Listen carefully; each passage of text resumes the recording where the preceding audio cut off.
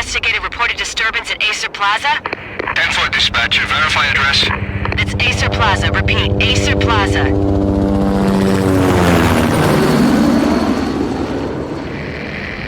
Shots fired on the rooftop. An assault in progress at Acer Plaza. Repeat, an assault in progress.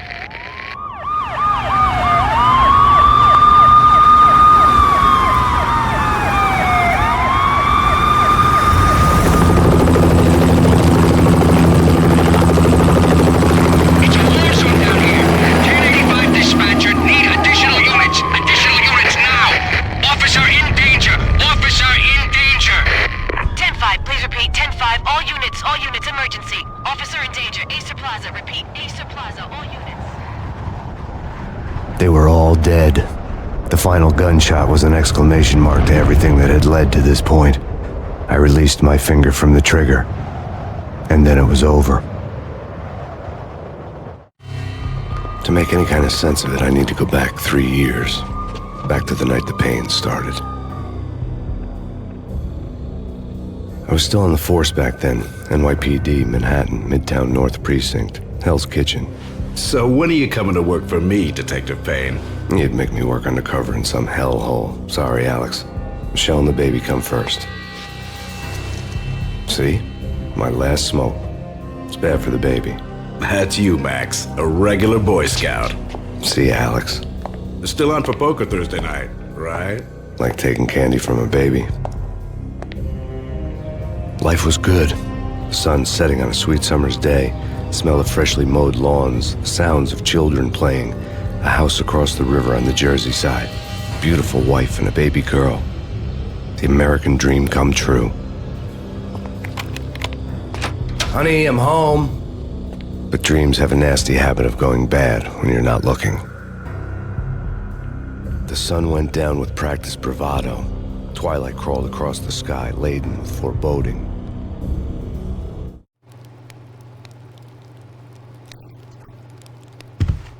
Michelle, honey, anybody home? I didn't like the way the show started. They'd given me the best seat in the house, front row center. What the hell? Something ugly had been tattooed on the wall, a map of things to come. It was a poison syringe, a magic tag full of diabolical meanings.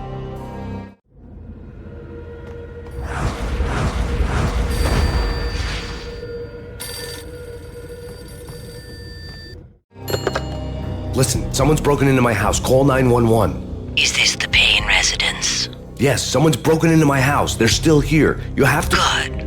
I'm afraid I cannot help you. Who is this? Hello?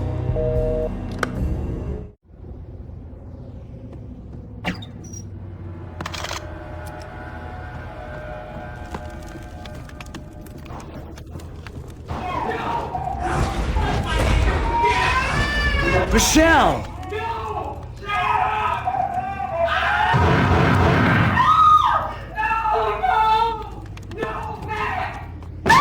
Michelle!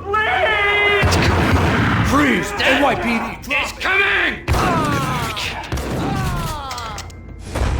No, please, God, no.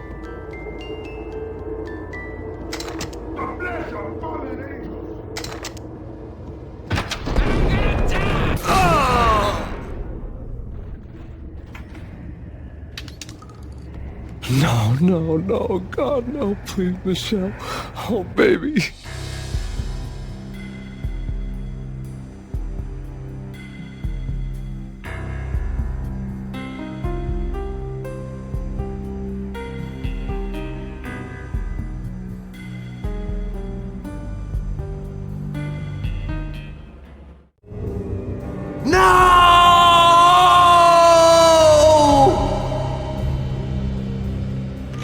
That was 3 years ago. Everything ripped apart in a New York minute. The killer junkies had been high on a previously unknown designer drug, Valkyr, V. After the funeral, I told Alex I'd be transferring to the DEA. It took us 3 long years to get a break in the Valkyr case. Then, finally, 2 months ago, a dime dropper tipped us off that Jack Lupino, a mob boss in the Punchinello crime family, was trafficking. I went undercover, infiltrated the worst mafia family in New York. I came in from the cold and the dark. Outside the city was a cruel monster. I've been slowly working my way from the small time to the big fish, trying to get to the source of the drug. Alex and BB were my only contacts in the DEA, the only ones in this decrepit city who knew I was down here. BB here. Something urgent has come up with Jack Lupino. You need to meet with Alex immediately at the Roscoe Street station. I hadn't had a face-to-face with Alex since I'd gone undercover. Outside, the mercury was falling fast. It was colder than the devil's heart, raining ice pitchforks as if the heavens were ready to fall. Everyone was running for shelter like there was no tomorrow. It didn't get any better when I got to the subway. The feeling hit me like a point-blank shot straight in the face. Something was not right about this. My Beretta stirred nervously under my coat, but the train doors had already shut behind me, and I was in for the ride. Next stop, Roscoe Street Station, and Alex.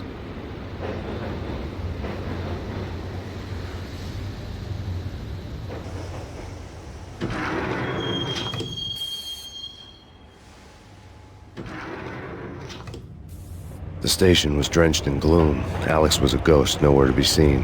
I'd have to look for him.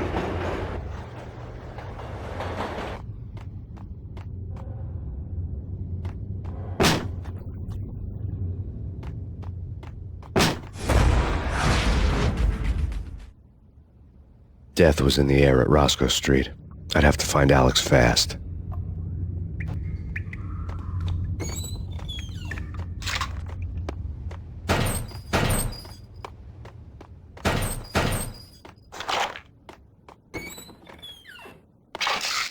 The pills would ease the pain.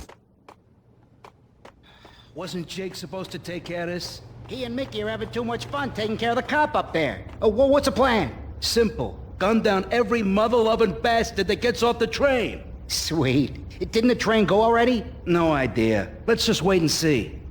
What the hell?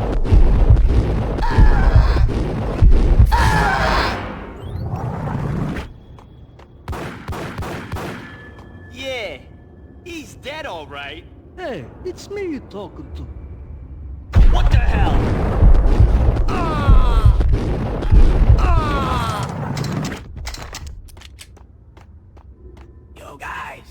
Yo, guys, hey, we're getting around. You hear me? What, is this a joke? Hey, anybody? Answer me. Dean! Oh!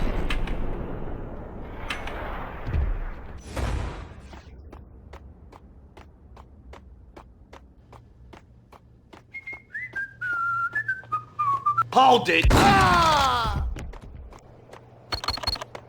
The security panel let out a mocking cackle. I'd need the right code. That's bad. That's bad. What the hell?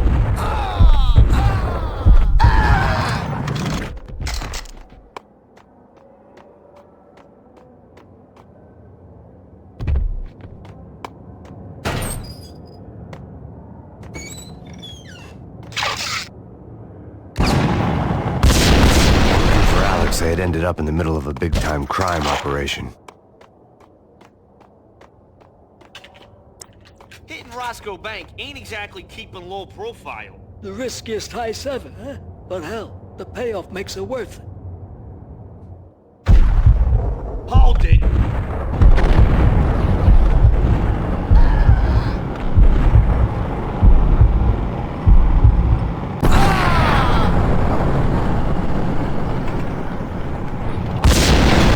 The gate was locked.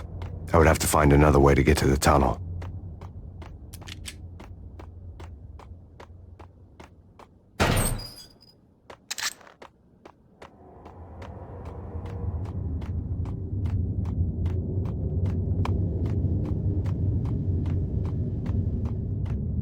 Kiss it goodbye.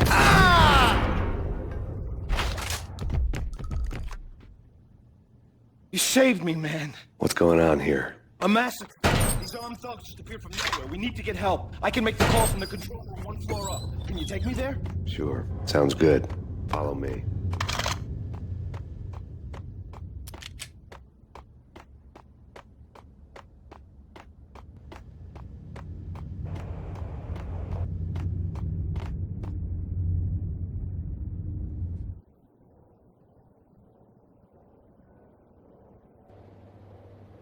Home free. This way. Yo!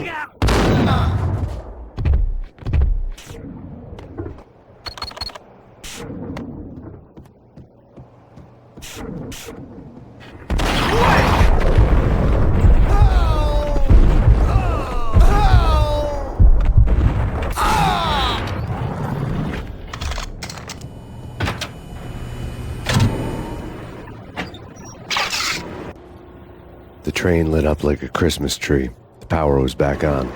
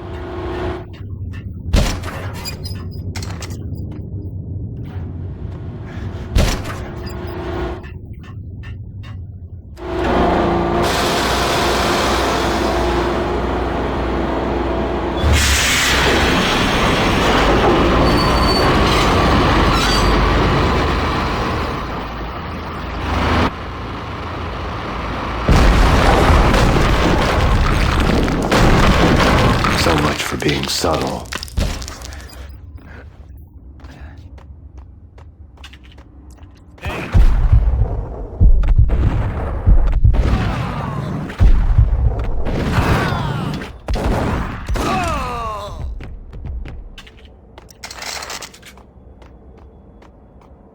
The rusty door led to an abandoned part of the station, closed off since the early 40s. Something big was going down at Roscoe Street.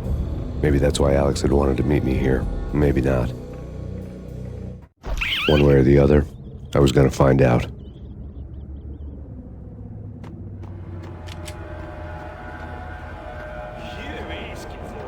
Take it easy.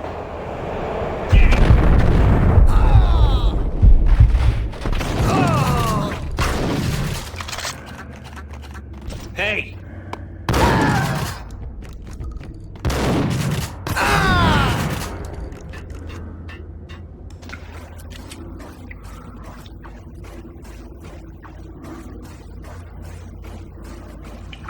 Now that's spooky. Jack Lupino, yeah, spooky. But also, it's like the failure count is rising. Yeah, I wouldn't joke about it if I was you. Yeah? The station's not secured. Someone decided to play hero upstairs. That's all we need.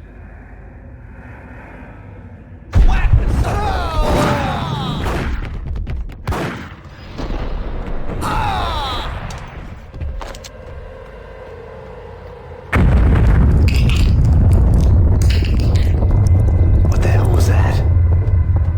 Hold on here. Give me the detonator. What are you talking about? The detonator. I thought you'd bring it. You were supposed to bring it. Yeah, right.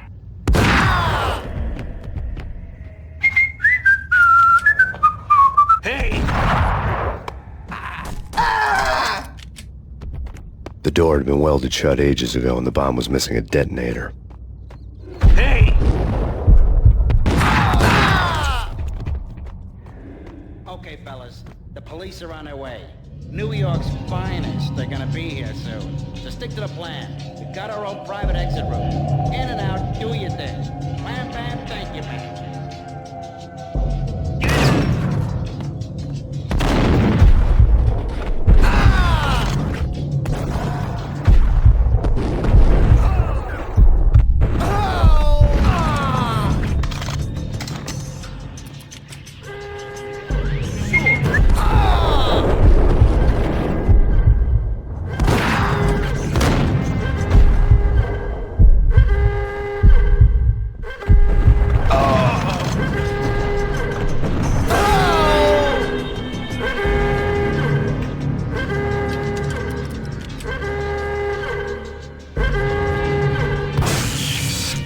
Thank you.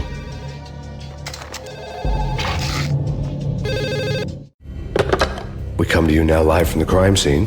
Who is this? Right back at you. This is is Deputy Chief Jim Bravura from the NYPD. You are to cease your criminal activities and surrender immediately. Sure thing, Jim.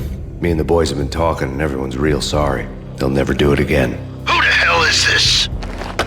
Being placed at the scene of a bank robbery wouldn't have tipped the odds in my favor.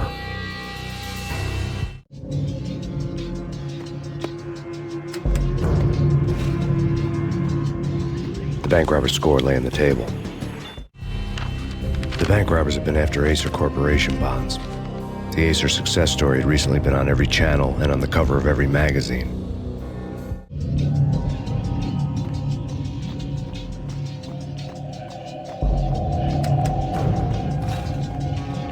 The bank robbers had left their tools on the table. Judging by the detonators, the crooks had bought enough explosives to send Lady Liberty into orbit.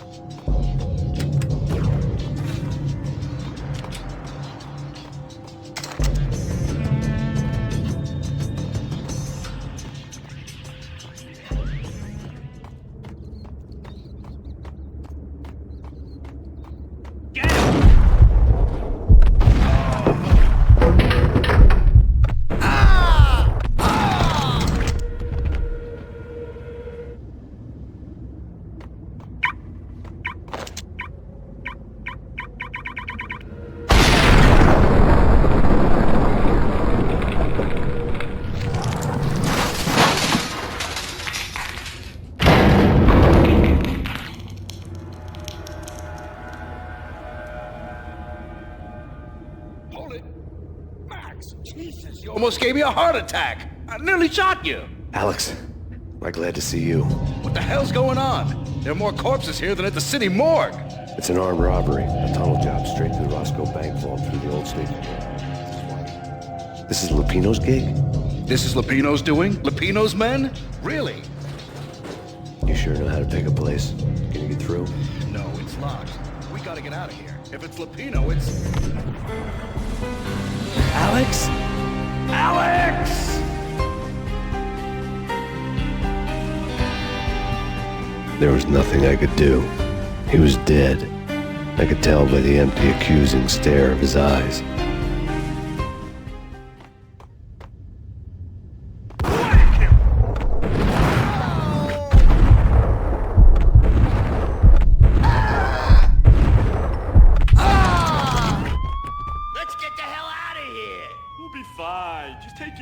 I'm allergic to sirens. We gotta get moving. Shut up, okay? There!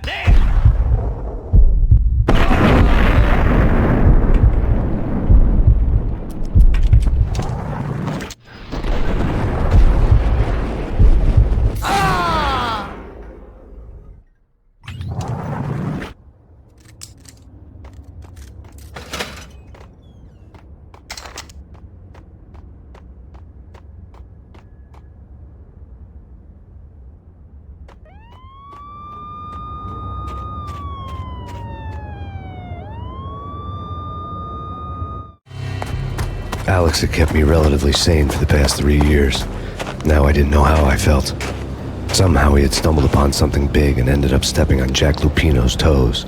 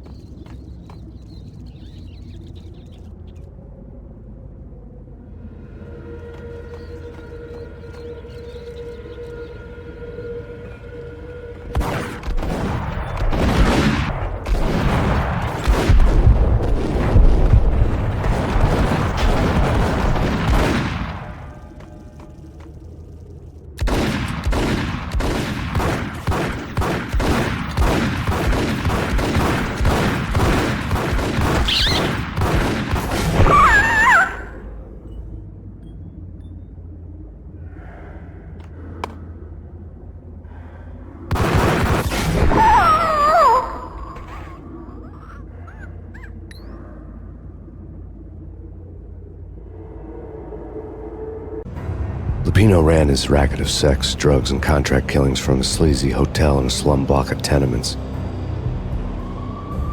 The NYPD was closing in. I could hear the sirens. Their wail was a crescendo. Lupino thought he could get us by taking Alex out and leaving me to take the fall for it. All he had gotten was my attention. I went for the hotel first. It was a sad old thing with flickering lamps and faded colors, cheap mobster punks and tired-eyed prostitutes. I walked straight in, playing at Bogart, like I'd done 100 times before. The place was run by a couple of murdering mobsters with shark smiles. The Finito brothers. Ladies and gentlemen, it's the pain in the butt. Pain to the max. You're killing me. Did you make that up yourselves, or you get some wino downstairs to come up with it? Don't answer that. A rhetorical question. I got something for the boss. Lupino around? That kind of depends on who's asking. A friend or a junk squad plan. Don't answer. It's one of them, how do you put it, rhetorical questions. Lupino ain't here, but he said bye. Lupino wasn't in his cheap hotel. Instead, I ran into the Finito brothers. My cover had been blown, the door slammed shut behind me, and then I was dodging bullets like raindrops. Pain in the butt. Ha ha! Pain to the max. Junk squad pig. Got a ticket to Barber City for it. First and lying down. Freaking A. Ah!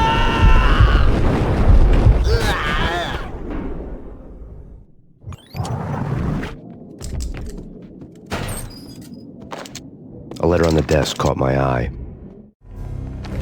I had met Lupino only once. The gangster ran all his rackets through his right-hand man, Vinny Gagniti.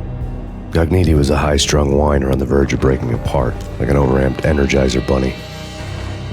He had the brains to run the business, but he lacked the balls, always falling short, taking his frustration out on underage addicts and call girls. The V deal goes down at your hotel. Jack's exact words, quote, Vinny, you're in charge of this one, unquote. Rico Muerte's coming to see it through. Anything goes wrong and everybody's gonna get dead, goes double for you. Treat this guy real good. Anything he wants, you give him. Don't screw this up or you're finito, finitos. A V deal meant added security, locked doors, and lots of nervous thugs with itchy trigger fingers. I'd seen nothing coming in, but that didn't mean it hadn't been there. Rico Muerte was a regular Kaiser Soze, a spook story told to keep the apes in line. 313. The Finitos had scribbled Muerte's room number on the note's margin. Bosses! Everything all right? Bosses! Joey! Vigilio! You all right in there? They're not answering. Call the others. Tell them to come quick. Okay, but we can't wait for them. We gotta go in now. Bosses! We're coming in! There he is! Ah! Ah! Ah! Getting out was not going to be easy. The staircase was locked and the elevator had been busted for a decade or more. In his press conference today, the mayor stated that Valkyr represents a clear danger to New York and called for drastic actions to eliminate the problem. On today's top story, the Valkyr crisis worsens with the murder of DEA Special Agent Alex Balder.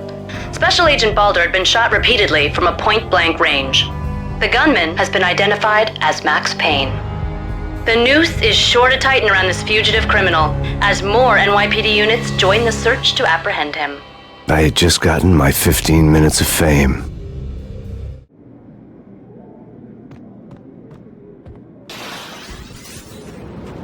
Yeah, something's wrong with the bosses. Payne's there and they're not answering. Let's go already. Payne's gonna pay in spades.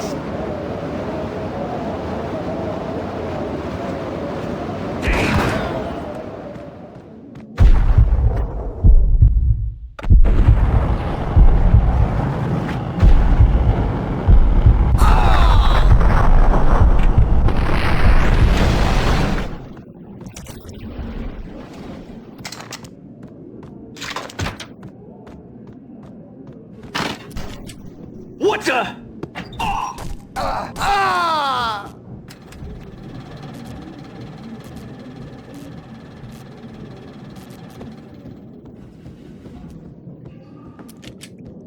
Previously on Lords and Ladies.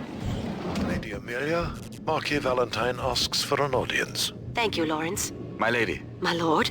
And now, an all-new episode of Lords and Ladies, brought to you in part by Acer Corporation.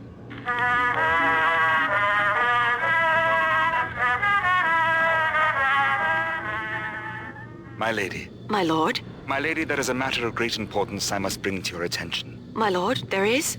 Indeed, my lady, there is indeed.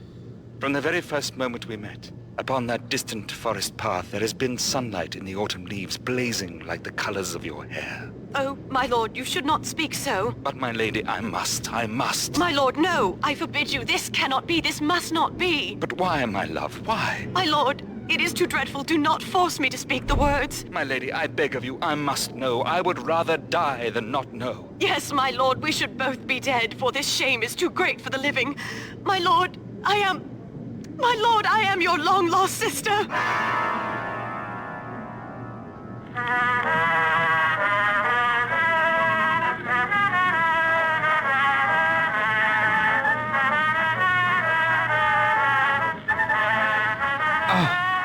Lady Amelia, so tragic. Will they ever get together? Hold it!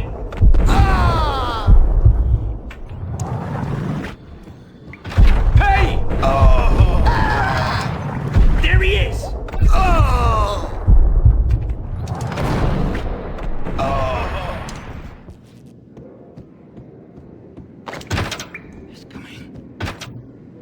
V-head junkies could go off without a warning. I had to be careful.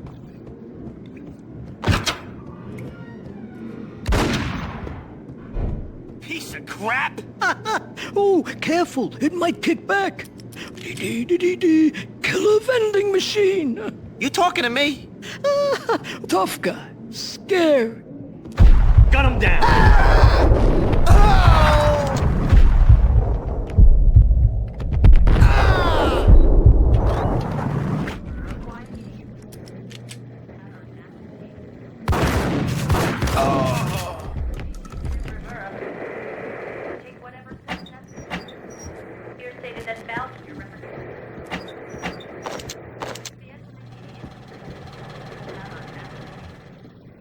This party had been dead for a while.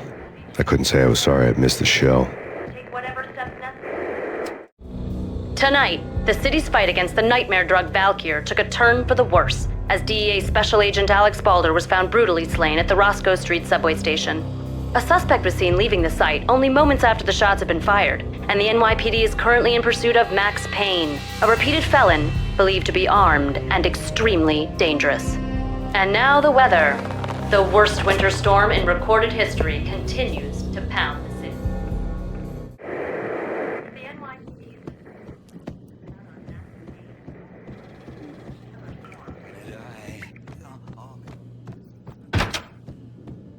Gun him down!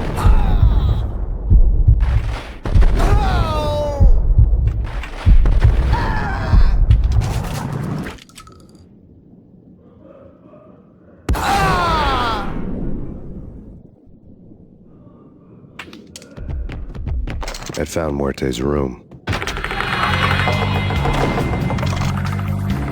Muerte had received a letter. Our investigation had turned up nothing to link Angelo Punchinello, the head of the Punchinello family, to Valkyr. All tracks had ended with Jack Lupino. The letter in Muerte's room was signed by the Don himself. It was the first hint that the Kingpin knew what was brewing inside his syndicate. The trouble you got into after the Chicago screw-up. The Punchinello family bailed you out. You have been waiting for a chance to pay us back. One of our trusted boys has a monkey the size of King Kong on his back. We need your special skills for backup on a major deal. Collecting evidence had gotten old a few hundred bullets back. I was already so far past the point of no return, I couldn't even remember what it looked like when I had passed it.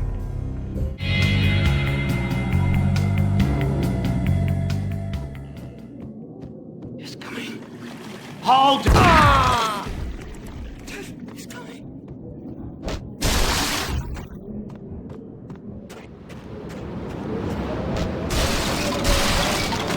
I didn't want to know what had happened here. It was not a pretty sight.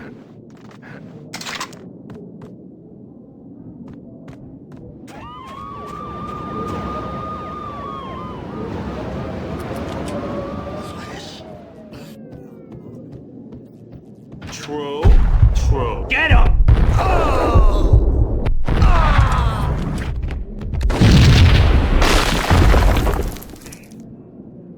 told you. God damn. I thought it was a bomb for sure. Nah, the Russian wouldn't dare. This has been waiting to happen. I thought it was a bomb.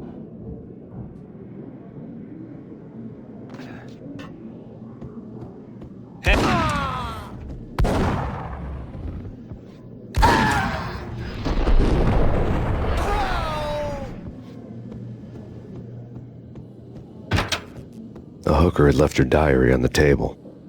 The diary belonged to a hooker named Candy Dawn. The read would have made a vice cop blush. Had talks with the mystery hag over the phone again. Sent her the latest One-Eyed Alfred tape. As long as the hag keeps paying for the tapes, the old man could come every day for all I care. She had a nice sideline, making secret X-rated flicks of her clients and selling them to the highest bidder. They would get her killed if her V-fix for the day didn't do it first.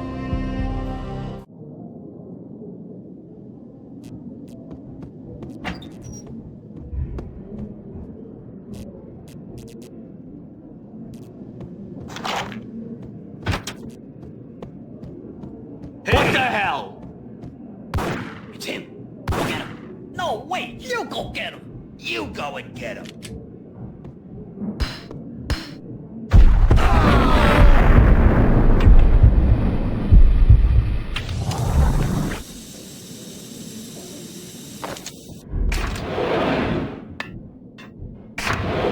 The old service elevator rumbled down to the bowels of Jack Lupino's hotel.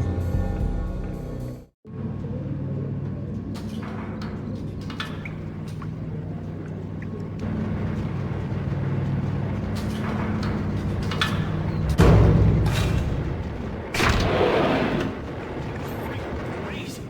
The cops were doing a full-scale siege next door. More traffic than rush hour. I mean, bleeding bastards running back and forth, Ronnie and Jimbo to throat, and in the middle of all this, there we were. I didn't give a damn, just going with the flow. So what happened? Nothing happened. We got the explosives, dumped the cargo, we were home free. Jesus. Whack the sun!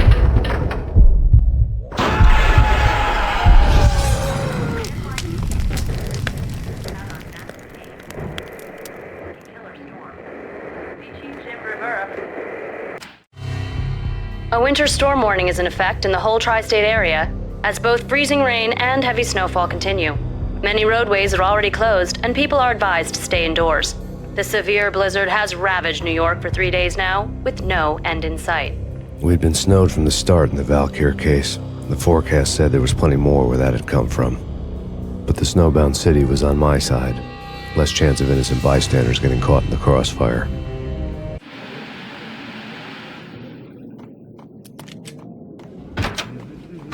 Ice up! Hey! Exhibit number 1, a newspaper. A dead man tied to a chair lay on the boiler room floor. Captain Baseball Bat Boy has an unbeatable track record in superhero death matches. But a 6-pack of root beer gets me every time. The murder weapon was a baseball bat, now lying in a pool of drying blood next to a newspaper folded open on a Captain Baseball Bat Boy comic strip. Take vampire movies. You can't even get a tan. If I was a bloodsucker, I'd move to the North Pole. Winter's one long night. Yeah, and what would you eat? Suck blood from penguins? Nah, Eskimos, man, Eskimos.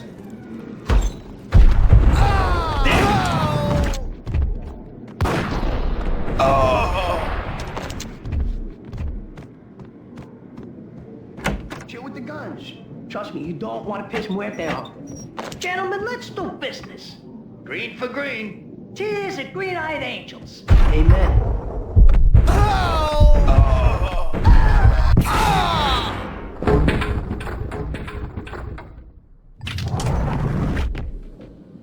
A lifetime ago, this would have gone down as a narcotics arrest.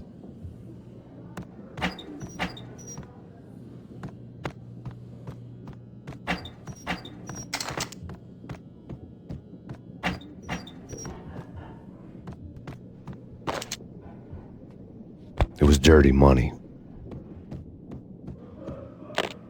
The transparent cylinders glowed green, full of Valkyr. There was a key on the table.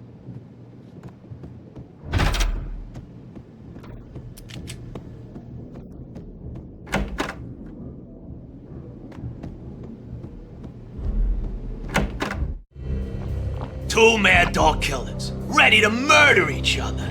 They step into the next room, and I'm thinking, now they're gonna do it. But no. They sit down in front of a TV and solve their differences with the Kung Fu fighting video game. I tell you, Candy, I was so depressed, I strangled them both with the video game cables. Oh, Rico, you're so bad. I am, ain't I?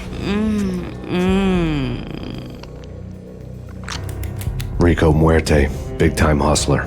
Who the hell? It's that cop. Muerte went for his gun.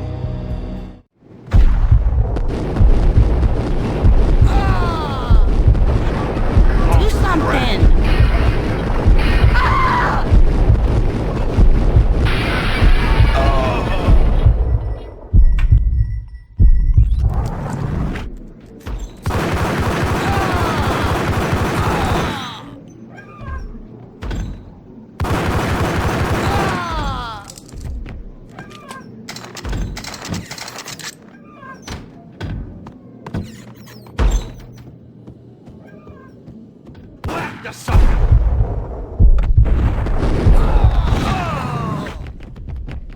The antique switchboard was still in use.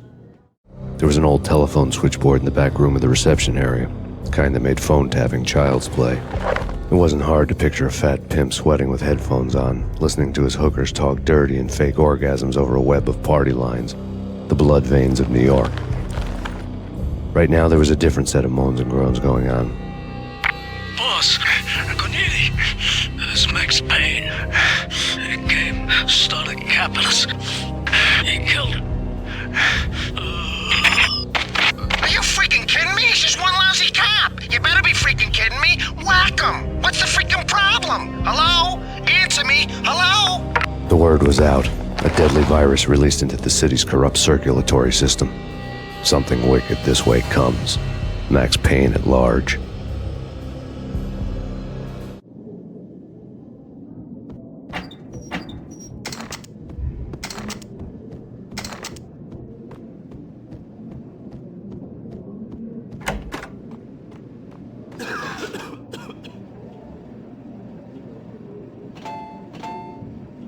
You think you could take my money? You know who you're dealing with?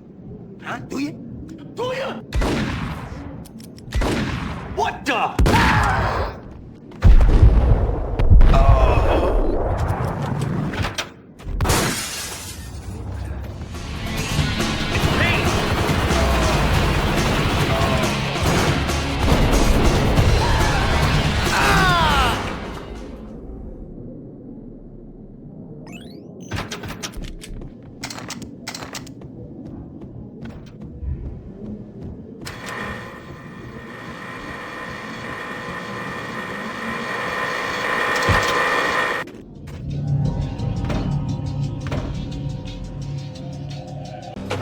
Turn around, walk away, blow town. That would have been the smart thing to do. Guess I wasn't that smart.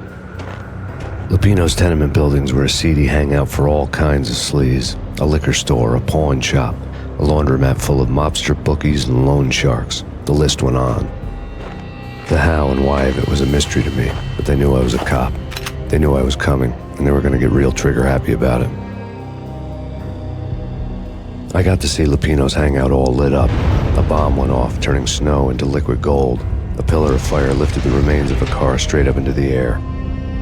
The flames were highlighted on the hood of a black Mercedes-Benz as it coasted down the street real slow, as if the driver didn't have a worry in the world. I got a good look at the man riding shotgun. It was Vladimir, the head of the local Russian mob, the fly in Don Punchinello's soup. The ringing in my ears was the sound of a mob war being waged.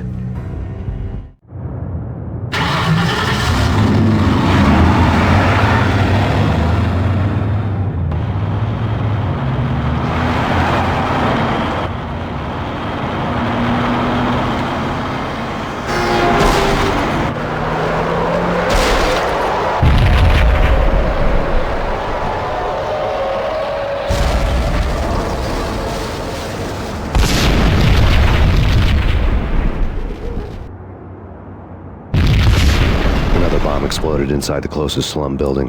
It was a lucky break. The goons inside were spooked, but luck always came with a price tag.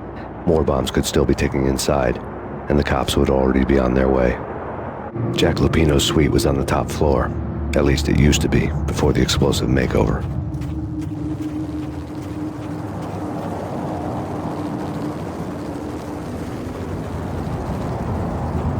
I don't know, man. I don't know about this. Quit worrying, eh? Think of it as Christmas. The Russians are with Santa. Hey!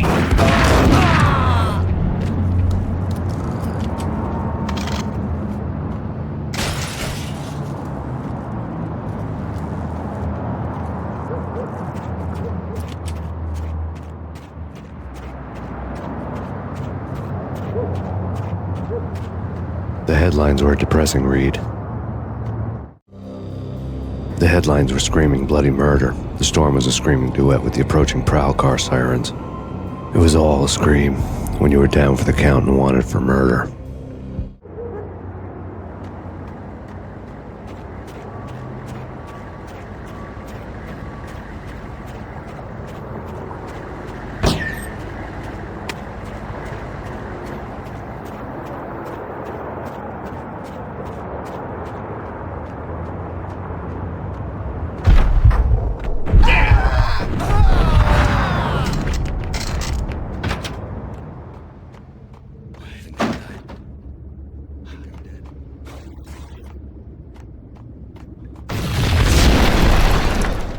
The whole building was rigged with explosives.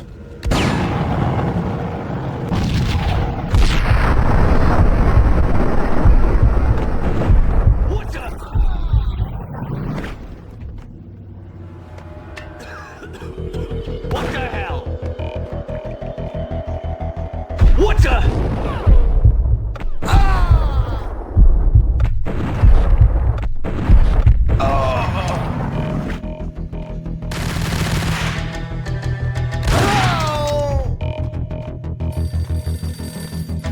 That's big. That's big. A beaten-up phone in the entrance hall was ringing. It could have been just a junkie in need of a fix, but it turned out to be something more sinister than that. Am I speaking to Mr. Payne? Who wants to know? My name is Alfred Woden. You must hurry. The police are on their way. Tell me something I don't know. They know you're there. How? And what's it to you? I will contact you again. The cops arrived, sirens singing in the off-key harmony of a manic-depressive choir. I had a few minutes while the SWAT team would go through their usual routine. By the time they busted in, I needed to be long gone. Max Payne, this is Deputy Chief Jim Bravura from the NYPD. Drop your weapons and come out with your hands above your head. Ice up!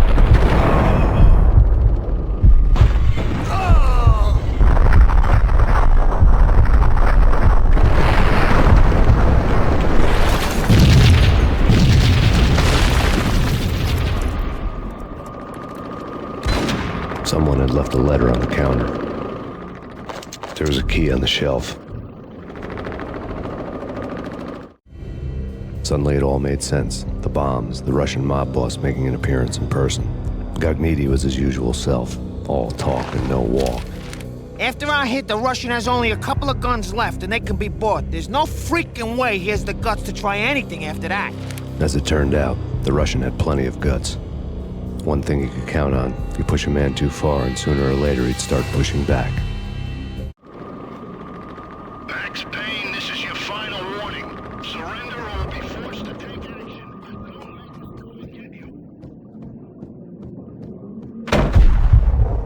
Dang!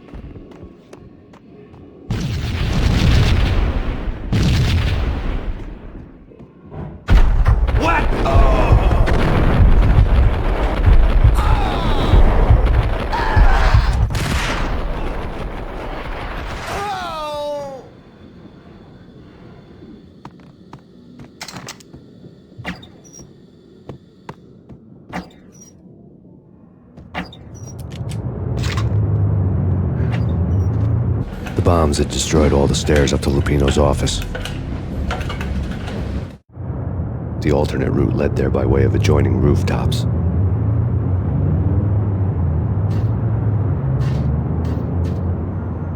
It's never been this cold. Never ever. It's like the sky's falling. Yes, sir. It's the end of the world as we know it. And I don't feel fine. I don't feel anything. Not a thing. I'm freezing my butt off.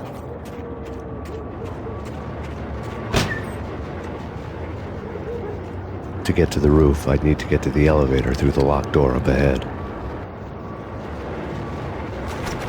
Pizza delivery. Never seen you before. Buzz off, Joker.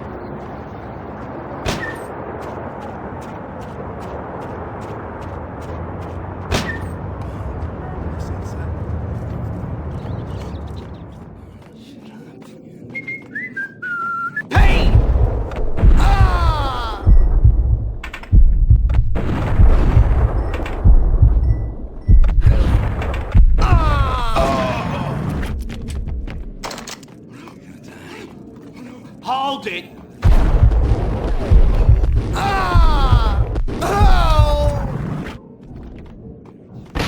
No, don't shoot. I ain't... You know the clowns at the laundry? Me? No. You're no good to me then. What? No, the laundry, yeah. I know him, yeah. Get me in there. Okay.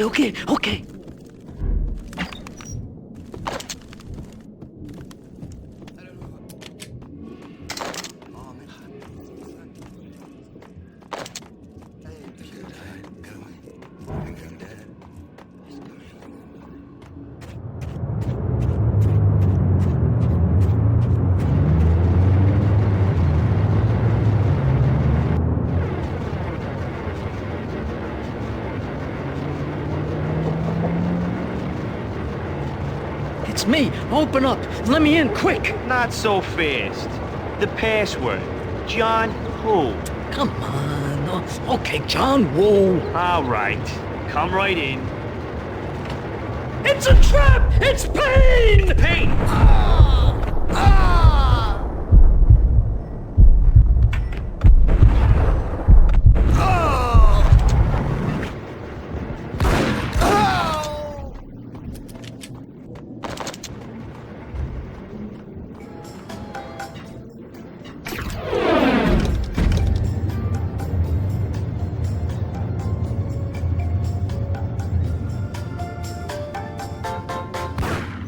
Thank you.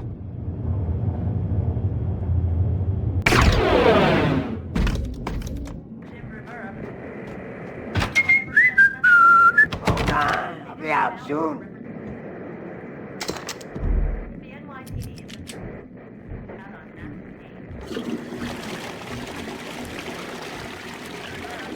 Hey!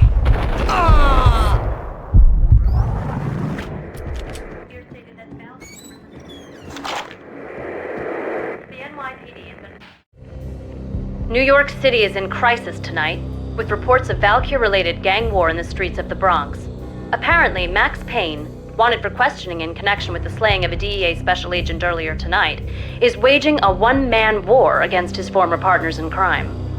Among the listed casualties so far are notorious mafia members Joey and Virgilio Finito, as well as Rico Muerte, himself a fugitive from the law, and a suspect for several murders in the Chicago area. The NYPD has been placed on full alert. A citywide APB has been put out on Max Payne.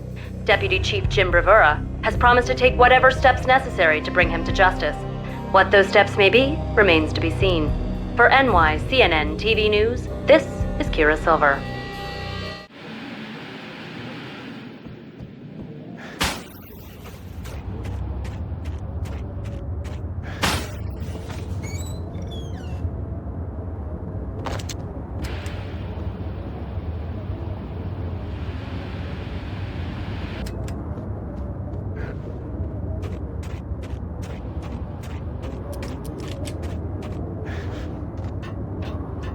Hold it!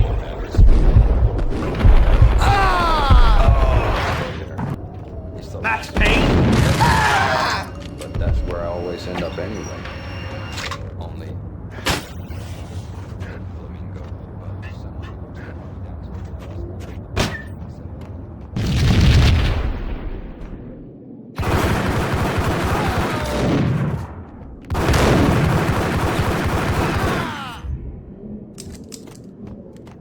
Red, blue, or green? It's always red or blue in the movies. So, green? No, not the green.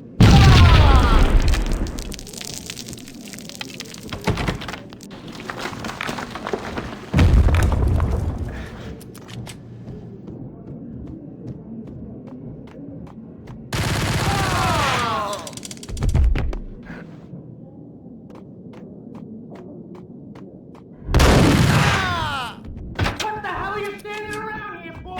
They're bombing us. What are you doing? You're doing nothing.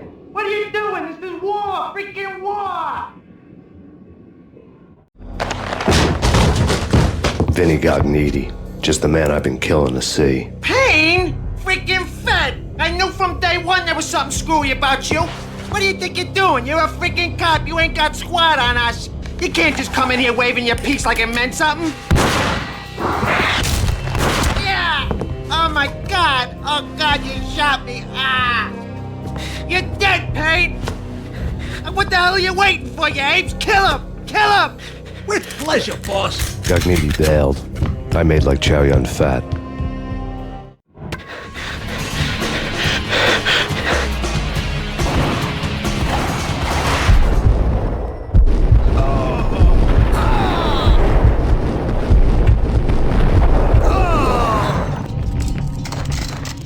A crumpled letter lay on Gognitti's desk.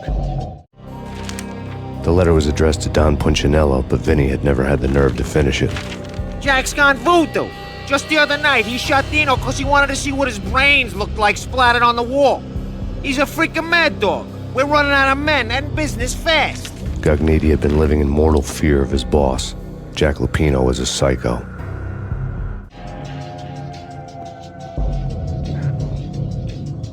Vinny Gognitti was running scared. He could run, but with a bullet in his stomach like a broken bottle of Tabasco, he was quickly running out of time. He knew where his boss was, and I wanted to square things up with Jack Lupino. Gognitti would be moving fast. I don't know about angels, but it's fear that gives men wings.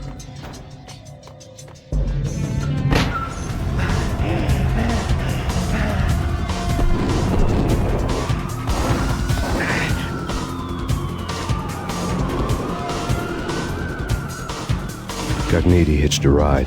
To catch him, I'd have to follow his lead.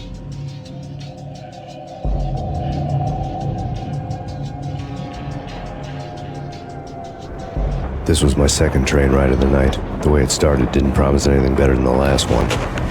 Freezing wind tearing at my face like sandpaper and razors, ice hard and slick under my hands and feet. And somewhere in the background, the wail of sirens, the city howling after me.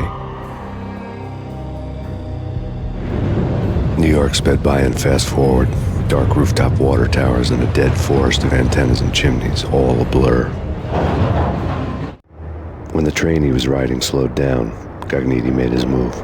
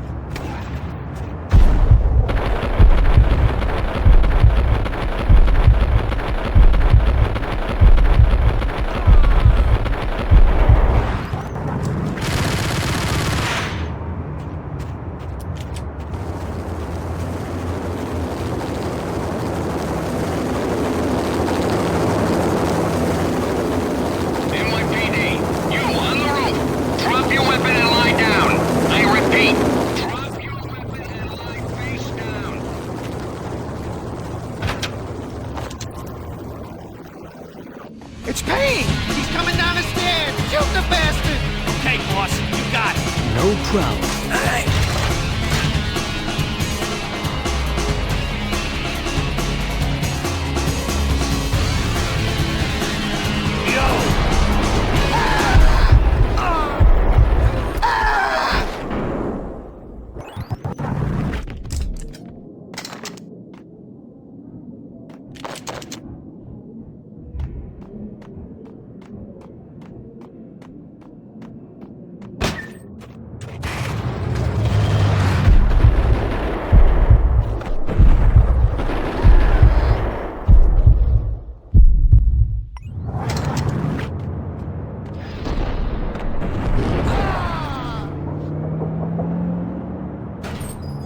What the hell?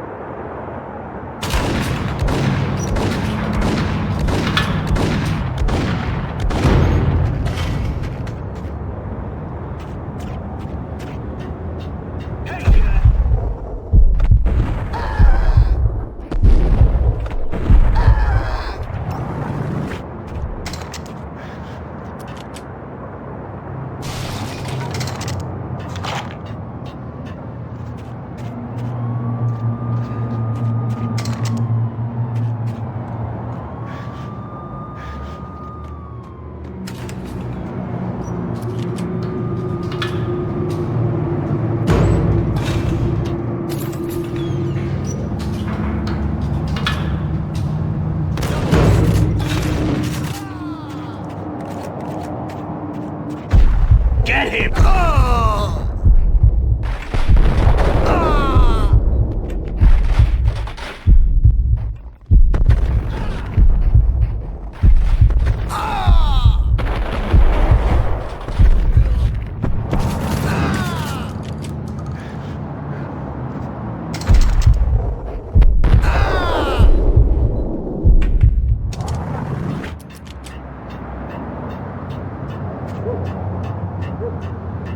We're gonna be rich.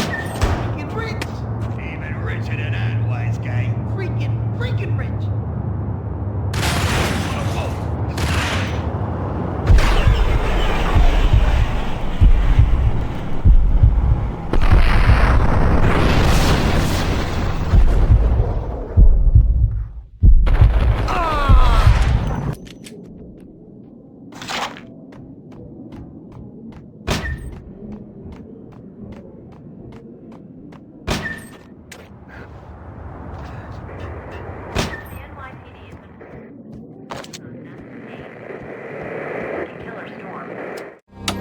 Max Payne has nowhere left to go. We are very close to capturing him. You'll get a full statement then.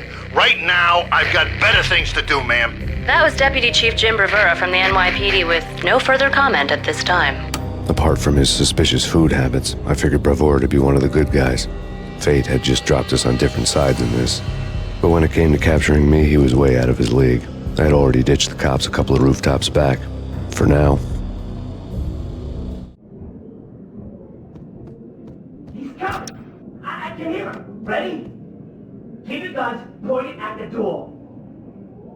Okay, this is it. Any moment now, Payne's gonna bust through that door with murder in his eye. It's either him or us. I, for one, am gonna pump the SOB so full of lead, they'll need a forklift to carry the coffin to the grave. Gun him down! Oh!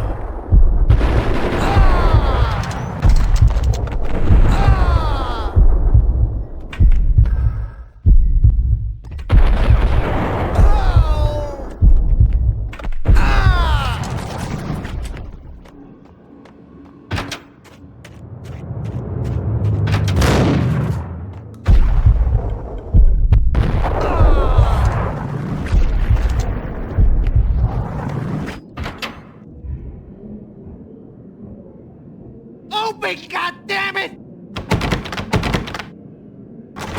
Payne! I'll kill you, you lousy freaking...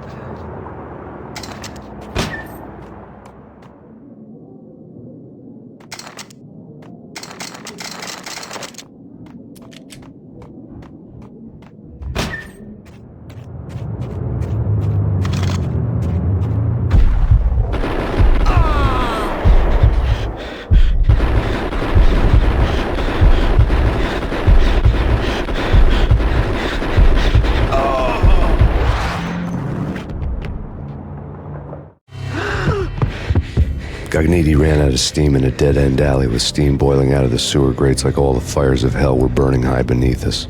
It was shakedown time. Where's Lupino? Screw you! Bad start, Vinny.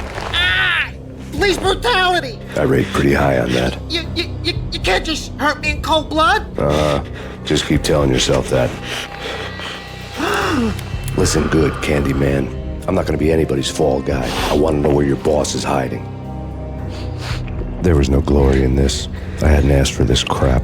Trouble had come to me in big dark swarms. The good and the just were like gold dust in the city. I had no illusions. I was not one of them. I was no hero. Just me and the gun and the crook. My options had decreased to a singular course. I'll tell you, just don't hurt me no more. Lupino's at Ragnarok, the nightclub. Book me, take me in the whole minute to freaking jail, just don't hurt me. Your rights will be ready at your funeral. Ragnarok was Lupino's private nightclub, a den of drugs built into an old theater. I knew what waited inside.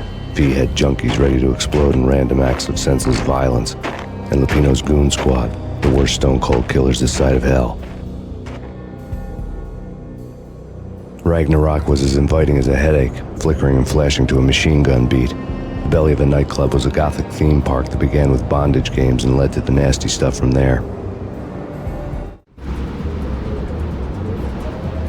As subtle with its dark message as a cop-killer bullet through the heart. Like father, like son, just like Jack Lupino.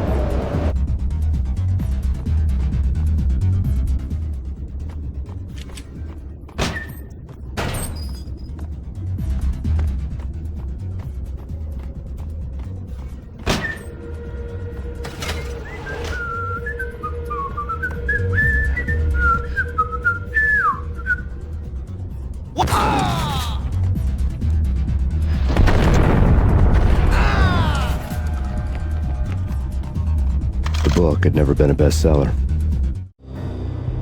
Given the setting, I was surprised to find that somebody had been passing time reading. The paperback was entitled The Age of Murder and Storm. The blurb on the back mentioned Norse mythos and Ragnarok, the end of a Viking world with a terrible winter that covered the earth in ice, when vile crimes were rampant and all humanity lost. I could see how somebody impressionable might get it into their head that we were at the end of time. I was also beginning to see what the nightclub and its owner were all about.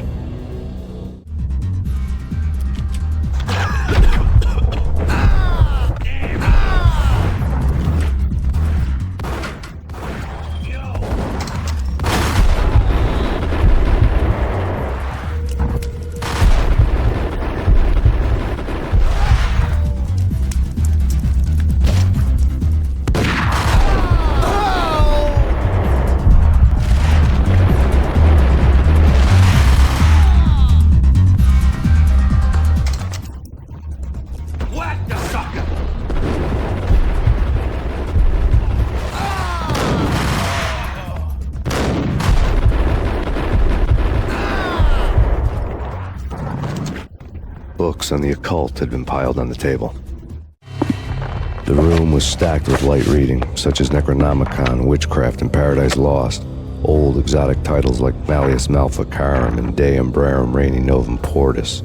Books with pentagrams on their covers, all dealing with the occult and the infernal, lying between stacks of horror videos and a couple of Ouija boards.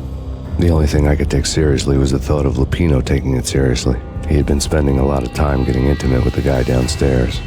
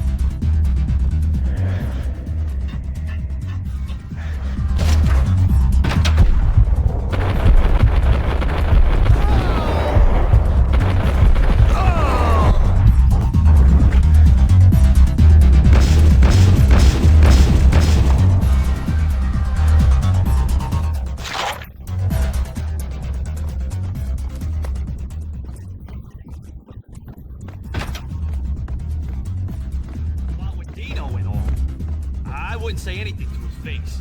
He might not... Who knows what he'd do? Yeah, but somebody's gotta go in there. It's too freaky. All the screaming, I mean. It's been 3 days now. Don't look at me. Hell no, I ain't got no death wish. I'm just saying it gives me the creeps, especially now. It's gone all quiet in there. There he is!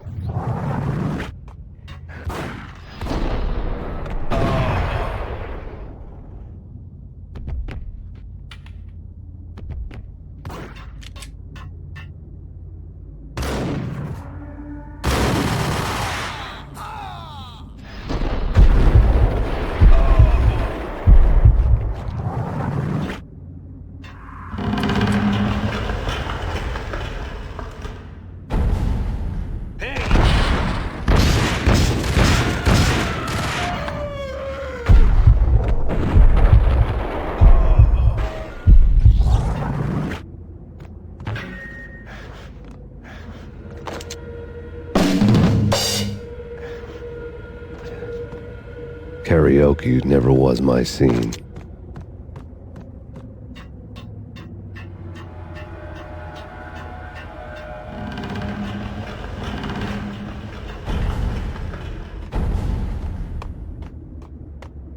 What the?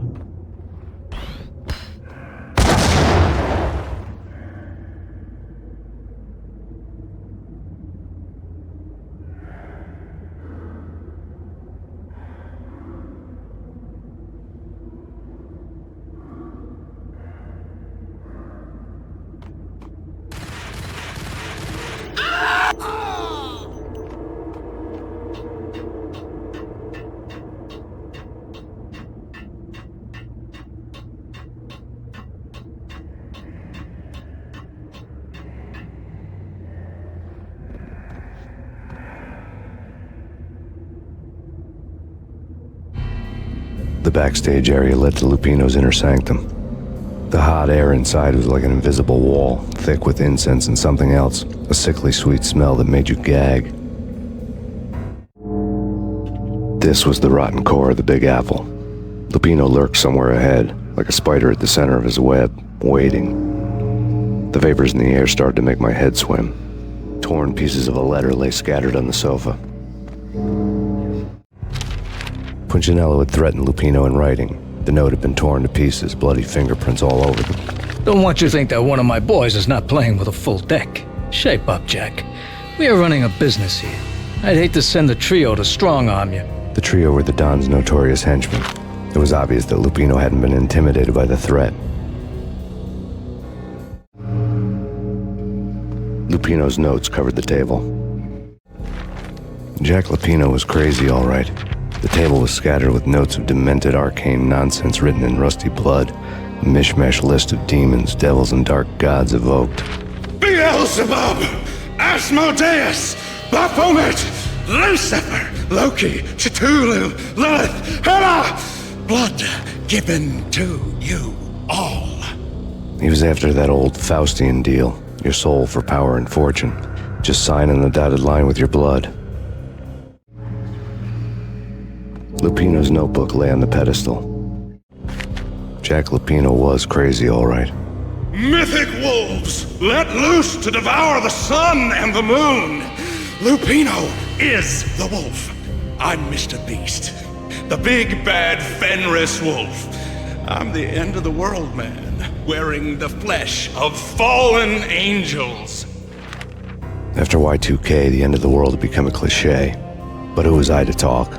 A brooding underdog avenger alone against an empire of evil, out to right a grave injustice. Everything was subjective. There were only personal apocalypses. Nothing is a cliche when it's happening to you. The flesh of fallen angels, come to me all. Astaroth, Beelzebub, Asmodeus, Baphomet, Lucifer, Loki, Satan, Cthulhu, Lilith, Hela, blood to you all. Living under the skin of reality. I've seen it. The corruption of flesh.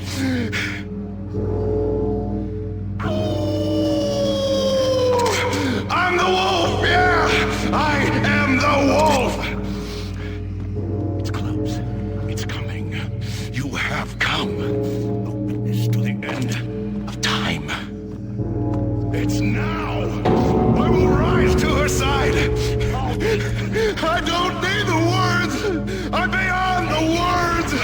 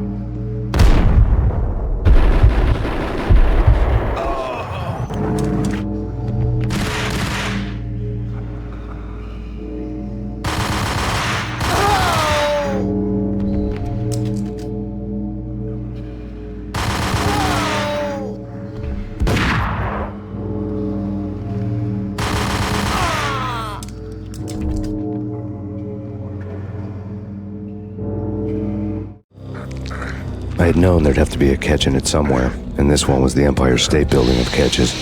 Lupino was pumped up and dying to go 15 rounds with a mutant alligator. And then he started this spooky monkey talk, straight from a bad dream.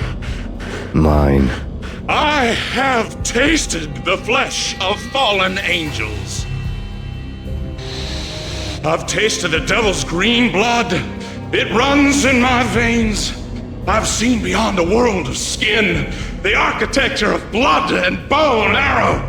Death is coming!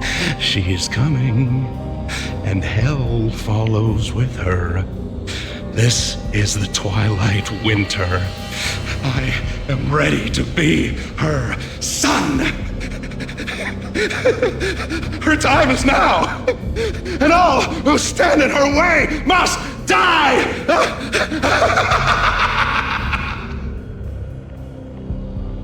Die! You'll die! You'll die! Now! All die!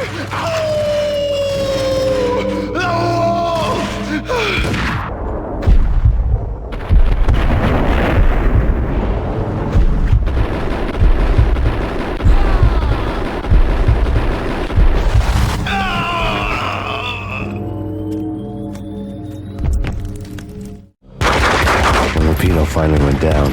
I wanted to make real sure he'd stay that way. V was a bad monster. Turned them into friggin' zombie demons from outer space. I think he's dead already. Huh? And that's when it happened. But dead or not, you've got the wrong guy. In stepped this knockout femme fatale holding a gun to my face. I returned the favor. Lisa Punchinello. Lisa Punchinello was the Don's wife. Mona Sachs. Lisa's evil twin. Your safety's off, evil twin. You might hurt someone with that gun of yours. Lisa's the damsel in distress. I'm the professional. I'd blow you away without batting an eye. Sure, and you can check out my credentials splattered all over this joint. Jack couldn't have framed you. Not the state he was in. We're after the same slime bag. Angelo Punchinello's the one who murdered your friend and framed you with it. You know this for a fact? I've got my sources. I don't have a clue these days. I just shoot them as they come. Who put a contract on the Archfiend? This one's mine. I hate the guts of that sadistic wife-beater. Why not pool our bullets for this one? I thought you'd never ask. My finger was starting to twitch. How do you like your whiskey? I'm easy, as long as you don't try to slip me a Mickey. You're a real angel, Max. It was good stuff. Tasted sweet as honey going down. Nothing personal. Can't risk you going berserk and getting Lisa killed.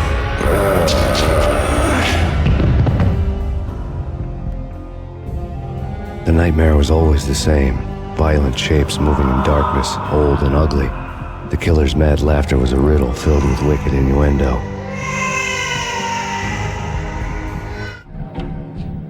Somewhere, the baby was crying.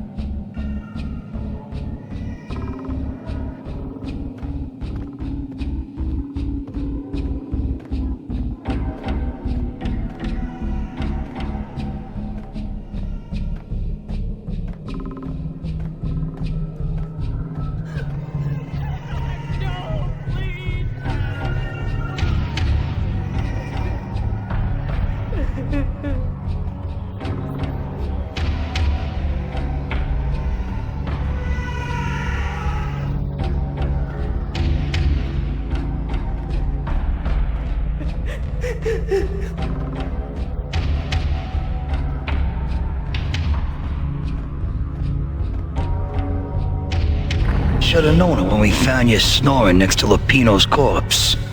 A comedian, huh? The pictures were filled with good old times. Alex and I had a few moments of glory between us. Crime-fighting comrades, the best in NYPD DEA collaborative team. Good-hearted macho bullshit like that. I would have given anything to have him here as my backup. No such luck. No luck at all. Michelle looked at me from the photo. The Payne family. Happiness captured in a Polaroid moment. I had thought it would last forever, till death do us part. I didn't want to think about it. As long as I didn't, it could never happen. But I had broken my own rule. The thought had already slipped in. Fear was rusty needles poking at my brain. Cold and scaly, it slithered down my chest.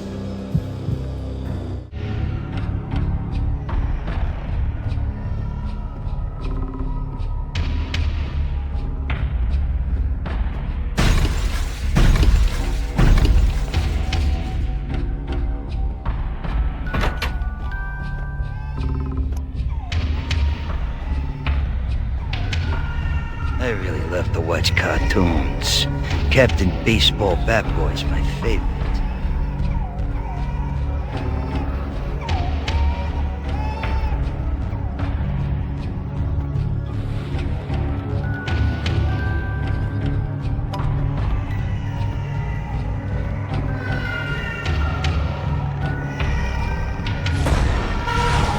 No, please, God, no.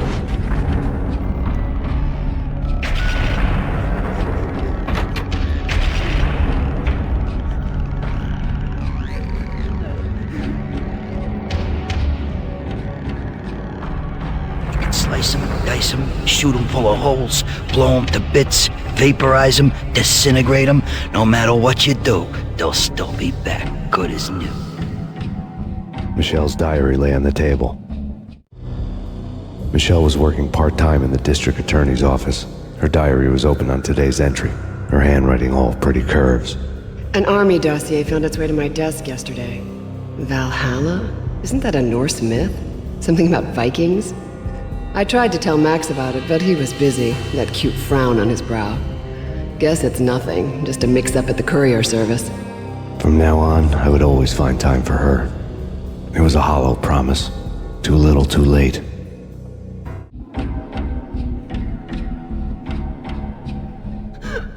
Max, no, please, Max. Why? I didn't mean to. I'm sorry.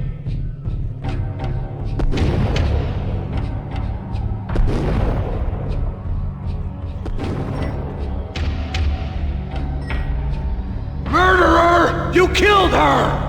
Nothing like that ever happens in the real world.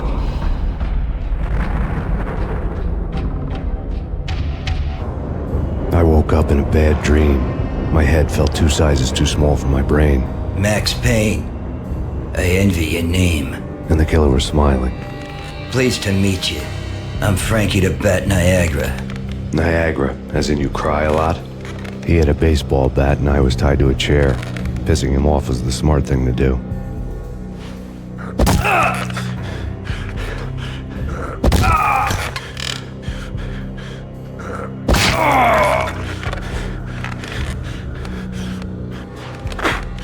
Nothing wrong with a little laugh now and then.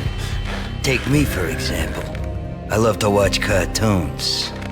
Cartoon violence is a fascinating thing. Let's take a break. I need to take a leak and maybe grab a cold one at the bar. Don't worry. I'll be back to finish this off. And then, it's checkout time. You play, you pay, you bastard. He swaggered out, and the door clanged shut behind him, locks clicking into place. Everyone makes mistakes. Mine hadn't been to crack jokes about the goon with the bat. He'd have cracked my skull regardless. It hadn't even been to trust a girl with a gun. I had blindly gone after the first bad guy on my hit list when I should have been aiming further up the ladder, at the head of the Punchinello family. I couldn't bring myself to be pissed at Mona. Guess I had a soft spot for a pretty face.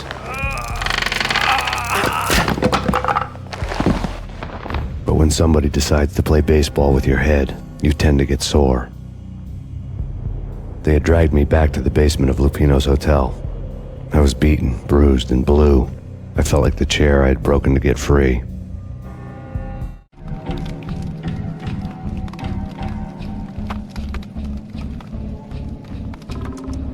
All I had was Niagara's bat, sticky with my own blood. Without a gun, I'd be no match for Frankie's men. I'd have to play hide and seek with them. It's Frankie's What the hell? Hold it! Ow!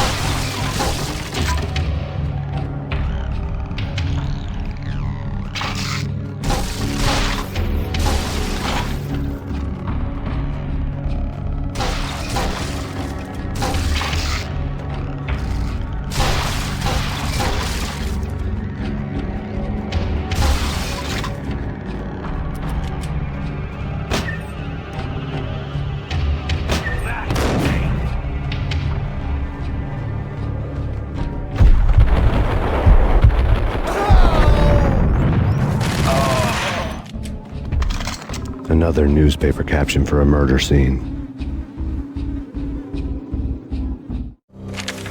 Frankie had left his calling card, a Captain Baseball bat boy strip, next to a sewer passage filled with bodies. You'd better not mess with Captain Baseball Bat Boy. Even my arch enemy, Bicycle Helmet Girl, swoons at the sight of me. Aha! There were enough corpses to put a mass murderer to shame.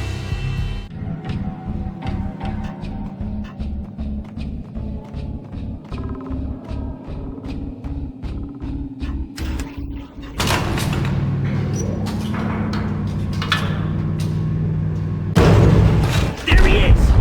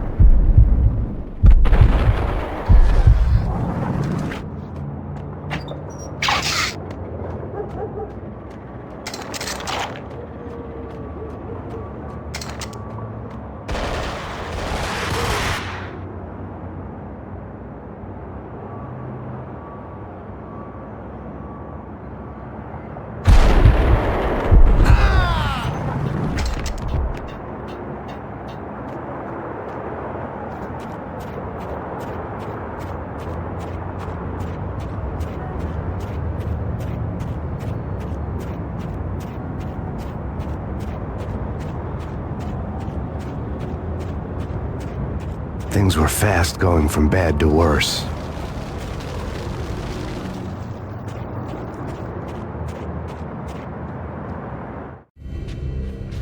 The men in blue had come and gone. They had decorated the place with chalk outlines and tied it together with yellow tape.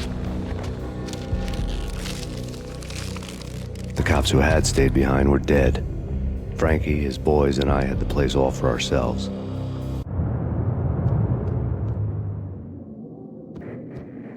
Just forget about it.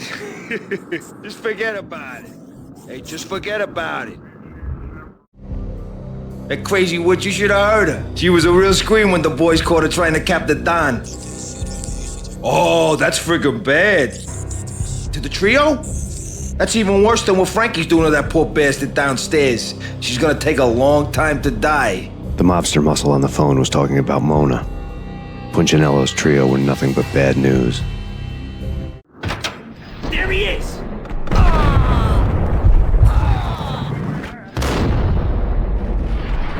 More evidence that Punchinello didn't like me much. The fact remains that all the victims so far identified in the Ragnarok shooting have been known criminals, many of whom had large doses of V in their blood. Reliable sources say that Max Payne was also among those killed, although no body has been recovered at this time. Reliable sources. That meant somebody thought the Mafia had me, didn't want the cops snooping around anymore. The body would be delivered to them barely recognizable. Case closed. Don Punchinello had the power to be that reliable source, which was no news, but his news was old news. Framing me hadn't been enough. Don Punchinello had put a hit on me. He wanted me dead, and it had been important enough for him to give written instructions to Frankie about it. Max Payne should die like a dog for the trouble he's caused. Frankie, I know I can trust you to give this matter the dedication it needs.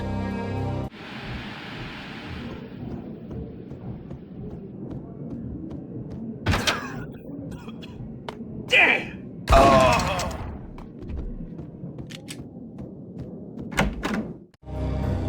The hotel bar was fast developing quite a history. True to his words, Frankie was there, having a beer. Jesus Christ. How the hell did you get loose? Got bored waiting. Thought, what the hell, we could just as well finish this here. Fine by me.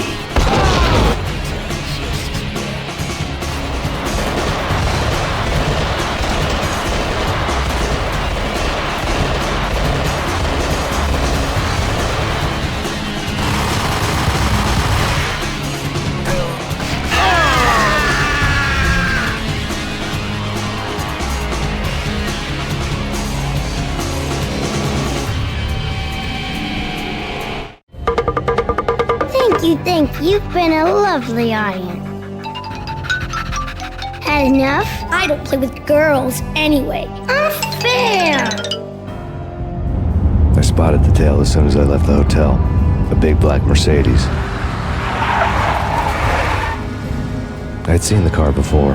That time it had heralded impressive explosions. Vladimir was back. Bang. You're dead, Max Payne. I might have laughed if I remembered how. What's this supposed to be? Cops and robbers? Look, you want something with me? Get in line. Peace, man. Relax. You know you are a real news item. Armed and dangerous. I am going to make you an offer you can't refuse. I've always wanted to say that. It's a bum rap. I've been framed. That's a moot point. Whatever you did or did not do, I'm sure you had good reason for doing it. Want to hear me out? I'm listening. Punchinello messing with V is bad for business all around. But that's not all. There is this guy, Boris Stein, used to pull jobs for me. He's the captain of the cargo ship Charon. Now the bastard turncoat has gone over to the other side, Punchinello's. The ship's loaded with high-res hardware, guns, my business. If Punchinello gets hold of that cargo, he's won and I have lost. And you'll have your work cut out for you. If you want to get to Punchinello, you'll need heavy-duty persuaders. I am just the man to get them for you. Change the ship back under my flag, maybe pop 2 in the traitor Dime's head while you're at it. You'll get enough guns to start the apocalypse. You in or out? Let's get this show on the road. Vladimir was one of those old-time bad guys with honor and morals, which made him almost one of the good guys. None of us was a saint. The Brooklyn riverfront was a maze of rusty containers, sharp-boned cranes looming up from the snowstorm. On a night like this, you couldn't help but think of the dark army of dead men sleeping with the fishes, cement shoes in line. No Minotaur lurked in this labyrinth, but somewhere out there, on the clanking deck of his cargo freighter, the skipper of the Charon was waiting, like the ferryman of the river Styx. Hey,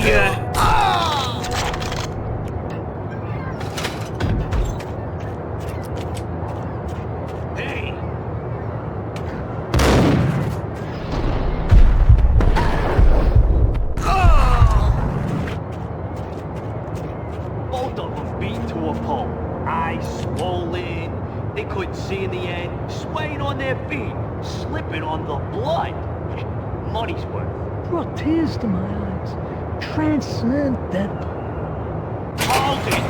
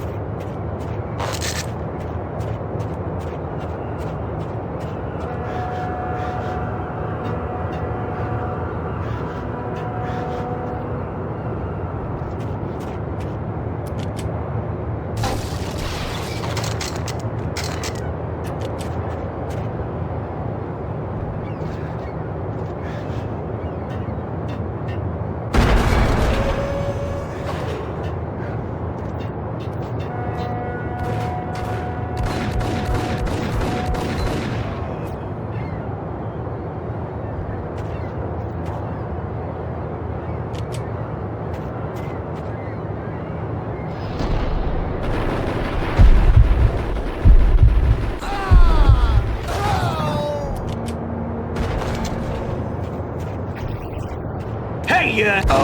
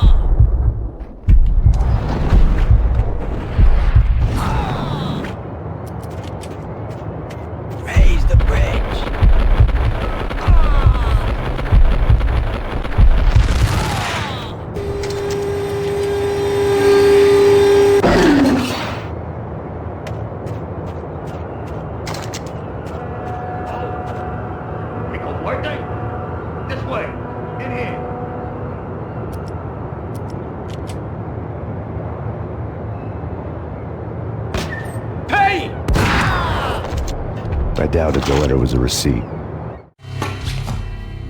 Rico Muerte had come to town to do more than just sort out family troubles. Exhibits number 1, 2, and 3. A briefcase of money, a sniper rifle, and an envelope with one word neatly printed on a folded piece of expensive paper. Mayor.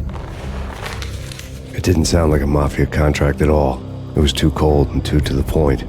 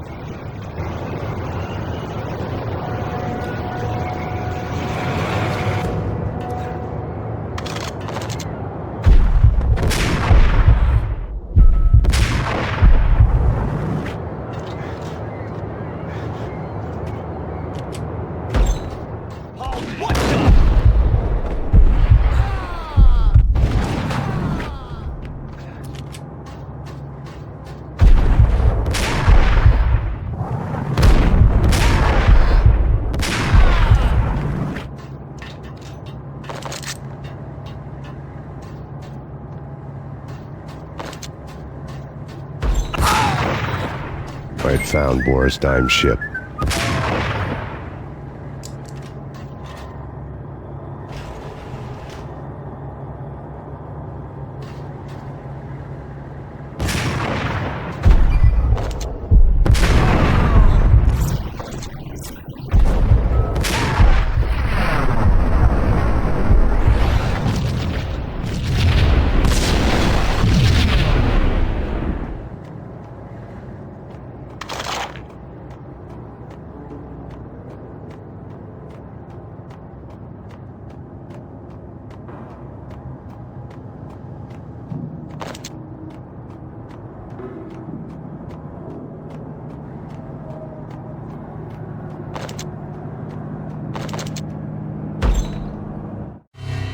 Rust had crept over the side of the cargo steamer a long time ago.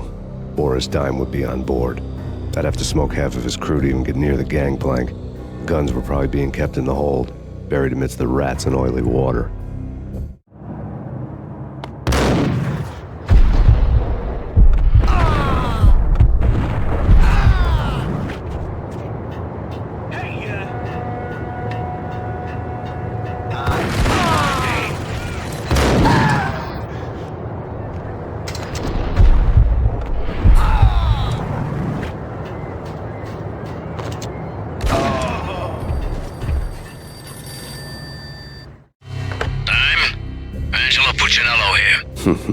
Angie, tell me, how much did Dime cost you?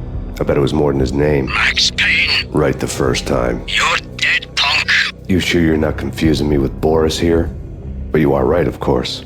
Pretty soon we should get together and have a talk. You son of a... Pissing Punchinello off was a dangerous game, but when people get mad, they make mistakes. I should know. That's where I wanted Punchinello, mad enough to trip over his own feet, preferably into a grave.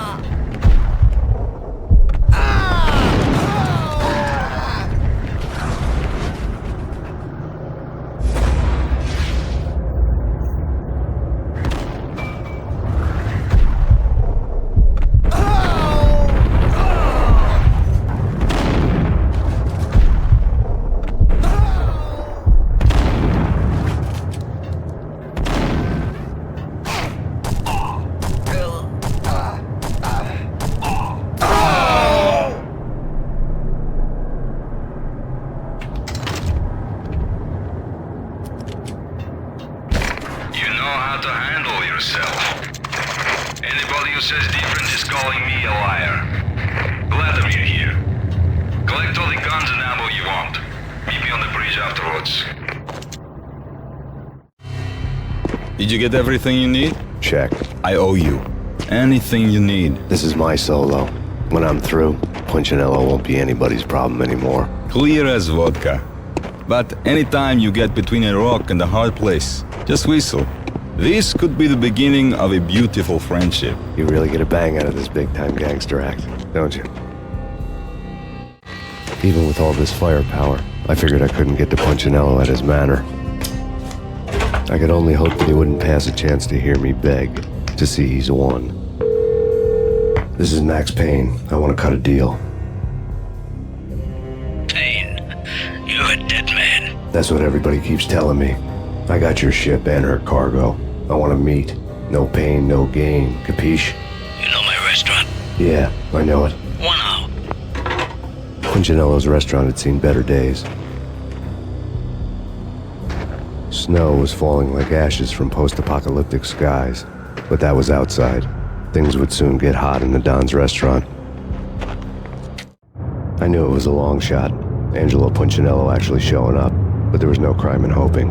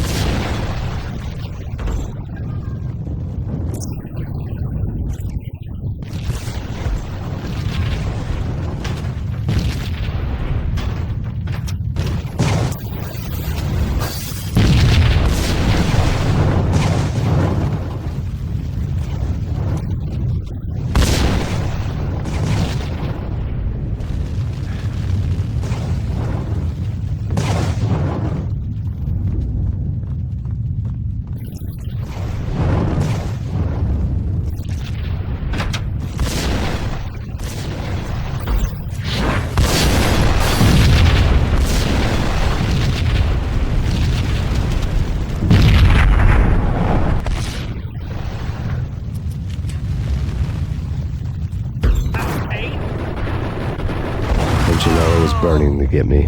The feeling was mutual. He was trying to put out my flames with gasoline.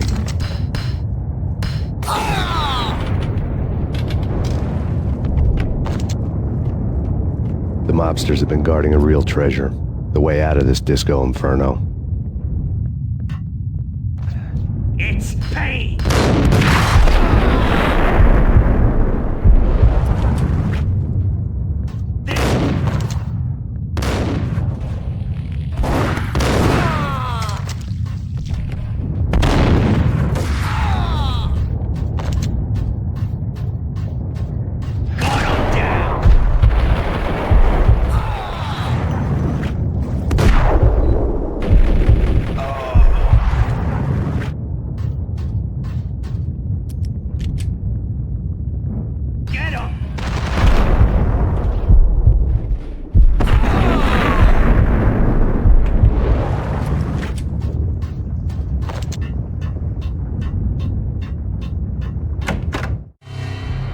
Vlad had seen my smoke signals. The Mercedes was revving to go, almost drowning out the banshee wail of the sirens. You coming? We'll drop you off at the Punchinello Manor. Sounds good to me. When this is over, look me up. I could use a professional like you. I'll keep that in mind. The night groaned with cold. The garden lights flickered nervously. In their light, the falling snow was dead white before the darkness ate it up. I had heard the stories. The trio were mad dogs. They'd have hung the heads of their enemies over the manor gates if the capo had only let them. Punchinello wanted pain. He'd see the pain. The trick in my situation was that there was no trick, no matter what the movies tell you. No rules, no secret mantra, no roadmap. It wasn't about how smart or how good you were. It was chaos and luck, and anyone who thought different was a fool. All you could do was to hang on madly, as long and as hard as you could. Someone had graciously left the back door open for me and killed the guards. My money was on Mona. I knew the trio would be standing between me and Punchinello. I had read their rap sheets, thick as phone books. No one would be walking out of here alive. The numbing cold of the broken night had followed me in.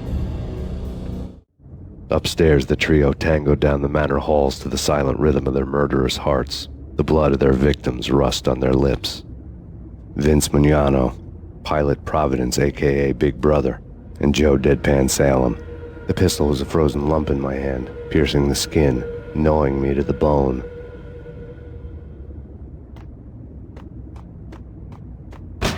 In death, the thug had been promoted to messenger. Someone hadn't enjoyed the Don's hospitality. Someone with a flair for the dramatic. Someone who had let herself out of a locked cell and past a couple of armed guards. My thoughts were on Mona again. I could only hope she was a good enough gambler to walk away while she was still winning, before she'd run into the trio.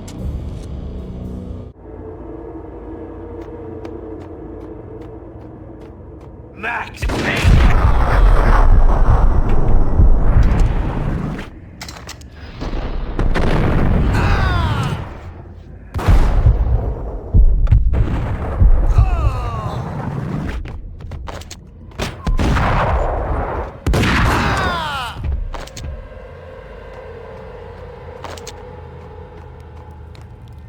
Hey, someone get the guys from upstairs! No one's going anyplace. Too late for that. He walks in, we waste him. Vinny and Joe and Pilot won't get the credit for this kill.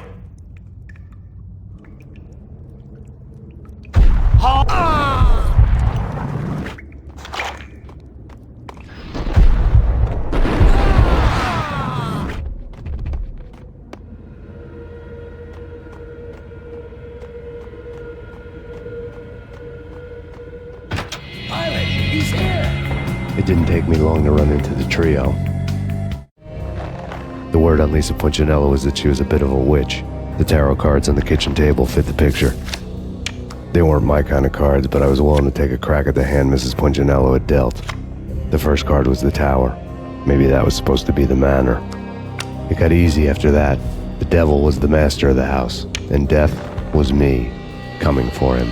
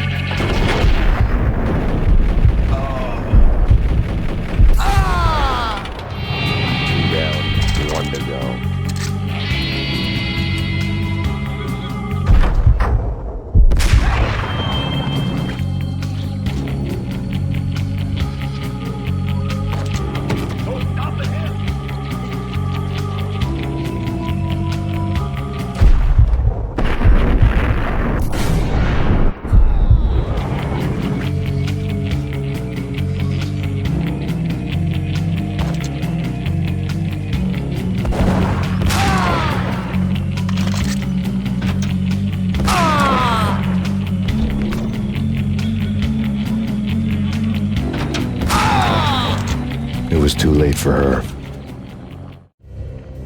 You're a real angel, Max. I couldn't tell whether it was Mona or her sister. The body was a mess. The sick bastard had really gotten a kick out of it. Seeing her lying there got me thinking about another woman's body on another bed. Got me thinking about a fallen cradle.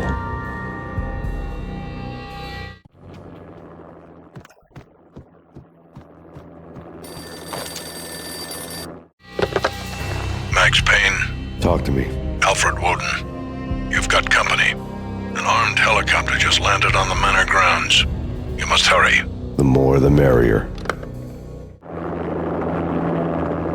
Into the road, Payne. I know.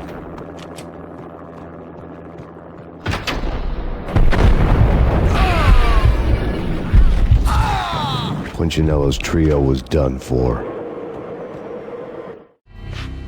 Outside my door. Hurry. He's coming for me. You gotta hurry.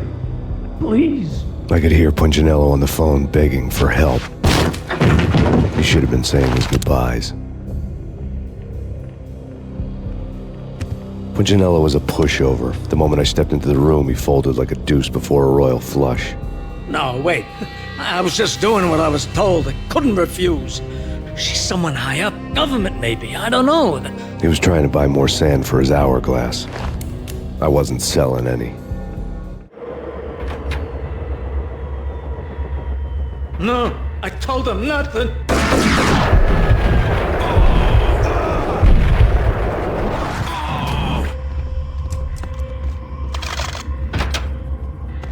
Drop it.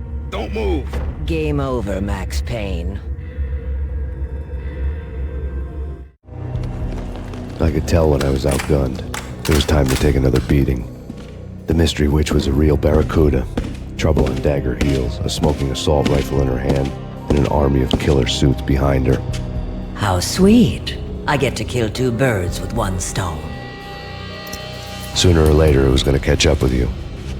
Mr. Payne, it's time to show you the benefits of my brew. Be a good boy now. You'd find that Lady Luck was really a hooker. You were fresh out of cash. Gentlemen, we're done here. Take me to Cold Steel. She had just given me an OD of Valkyr. I could feel green fire eating my brains. They turned to steam. They did a fade on me. I'd never had a chance.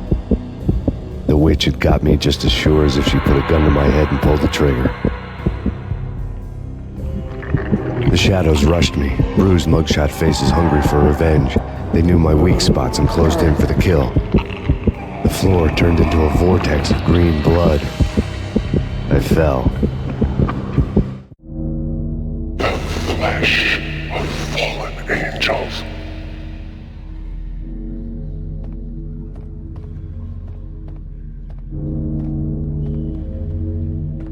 Who's there? Max? Max, is that you?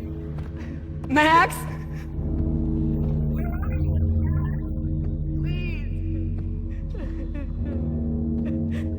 No, please!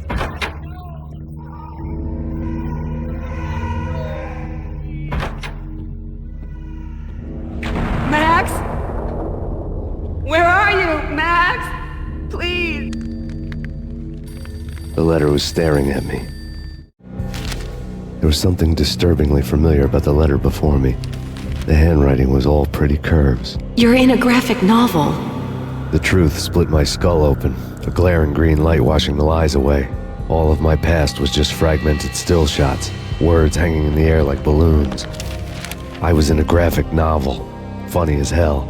It was the most horrible thing I could think of.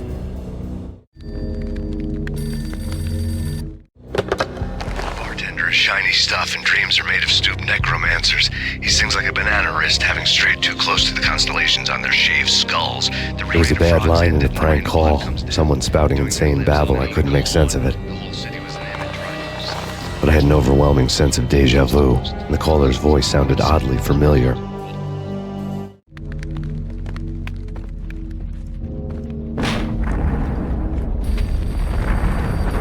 The weird piece of paper looked dangerous.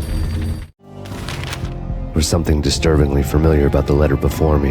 The handwriting was all pretty curves. You're in a computer game, Max. The truth was a burning green crack through my brain, weapon statistics hanging in the air, glimpsed out of the corner of my eye, endless repetition of the act of shooting, time slowing down to show off my moves, the paranoid feel of someone controlling my every step. I was in a computer game. Funny as hell, it was the most horrible thing I could think of. Don't lose it. It's Valkyr. The drug. Snap out of it. Try to remember. It was a bad line in a prank call, someone spouting insane babble. I couldn't make sense of it. But I had an overwhelming sense of déjà vu, and the caller's voice sounded oddly familiar.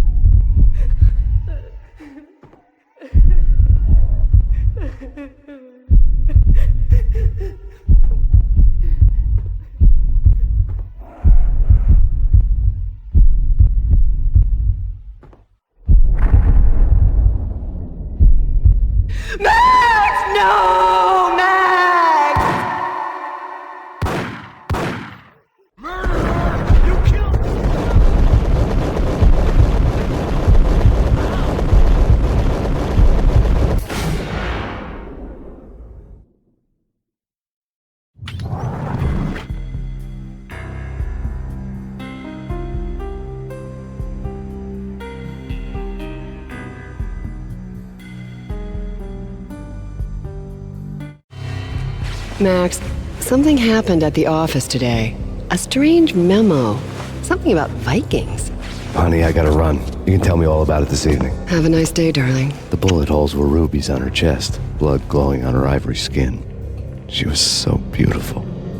The killer was smiling. The flesh of fallen angels. Slowly, the green nightmare faded, leaving dark stains on my soul that would never come off. I felt like flatlining. I was all shook up. I woke up in a cold sweat, sick and tired to the bone, lying in a puddle of my own puke. The hag had said take me to Cold Steel before it had all gone crazy. It was a clue, the only one I had. It took me forever to crawl back to my feet and hit the road, but when I did, I drove straight to Cold Steel Foundry outside the city. There was a whole lot of action around the place for a freezing winter night. Trucks coming and going, men running. I had the drop on the mystery witch. She thought I was dead. I was on her blind side. I was going in. The bad trip had put me in a crazy mood, adrenaline pumping through my aching veins. Staggering on the mill roof in ice and snow and wild wind, I was a ninja. My kung fu was strong. I wasn't kidding anybody. At best, I was Superman on kryptonite about to fall through a skylight, down to where it was all going down. A half-abandoned industrial area in the middle of nowhere. The factory was a perfect front for any number of illegal activities.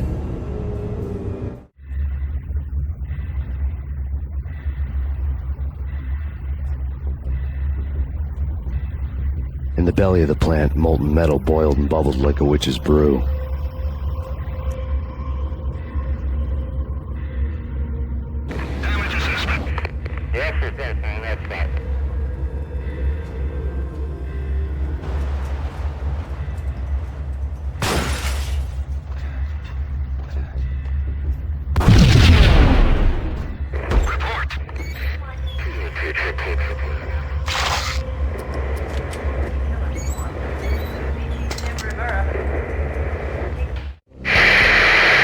threatening weather conditions. A record-breaking killer storm. In the city's history, vehicles stuck in snow. Heavy snowfall. Forecast shows severe weather is expected to continue. Out in the night, snow fell like confetti over the Devil's Parade. The storm was anything but over.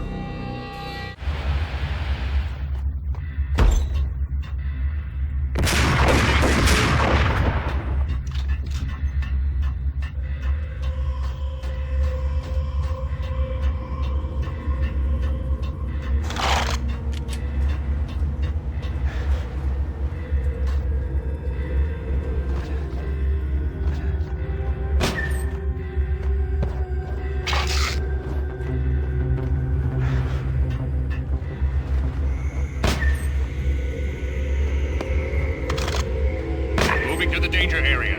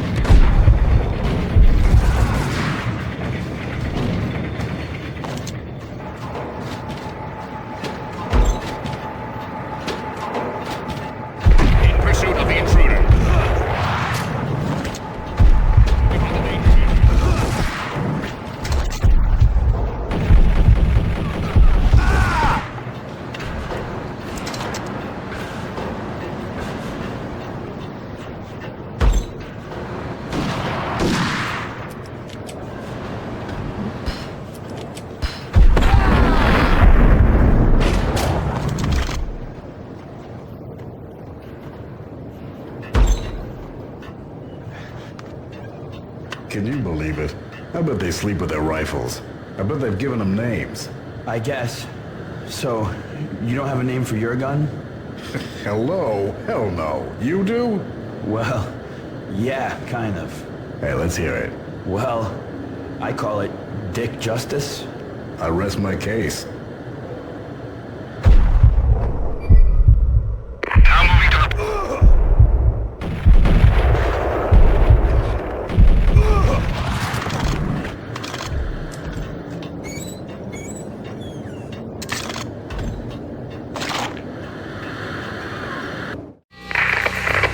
Perimeter breached.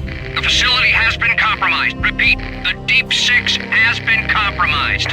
Initiate Operation Deadeye. The walkie-talkie military lingo could mean only one thing. They were getting ready to destroy the evidence and vanish into the night. I was so close. The hidden truths were just around the corner.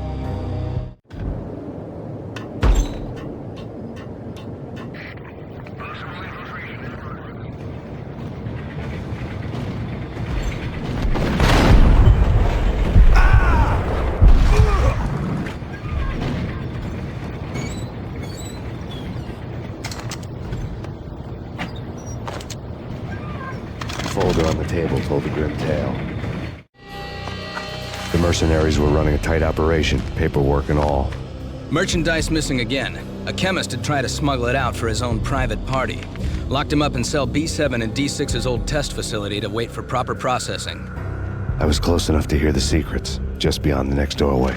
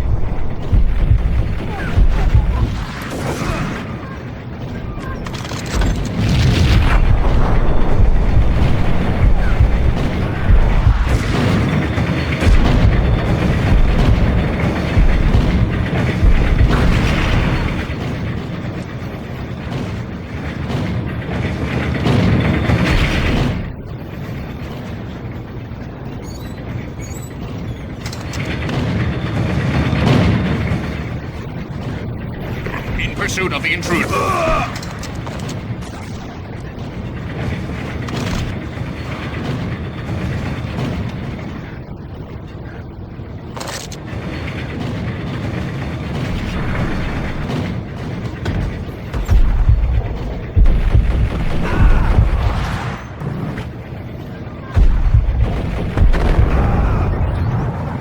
The monitor showed me the way.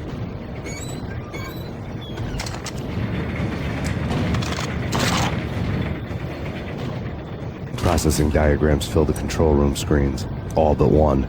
An elevator titled D6 on one of the screens, somewhere onwards, past rows of ovens, in the core of the plant.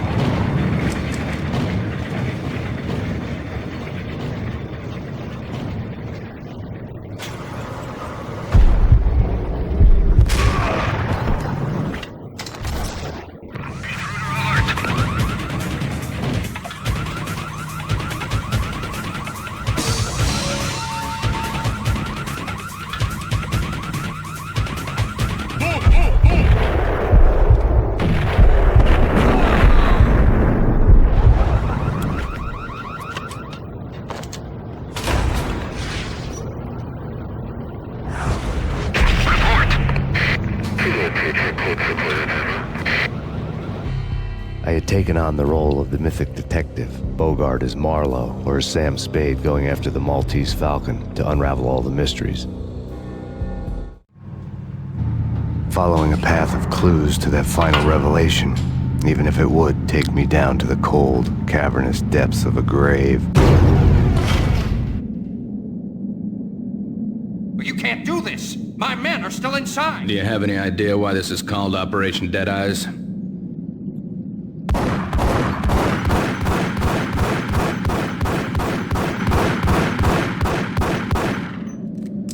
I think he's dead already. Let's do it.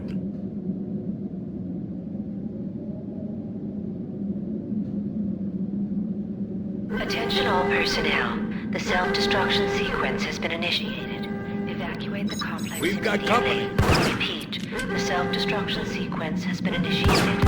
Proceed to the nearest exit immediately. I had seen the logo on the floor before.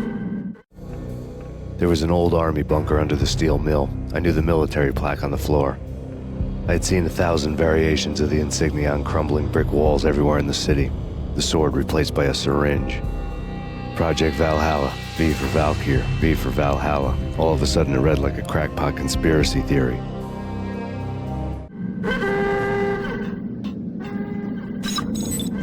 Abort! Abort! The self-destruction sequence has been initiated! Get the hell out of here! The place is gonna blow! Move! Move!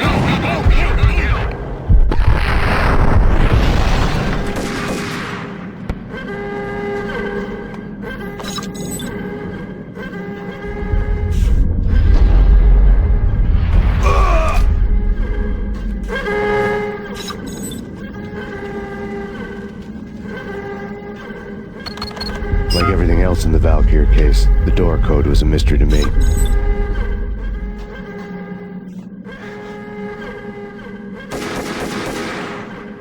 Attention all personnel. The self-destruction sequence has been initiated. Proceed to the nearest exit immediately.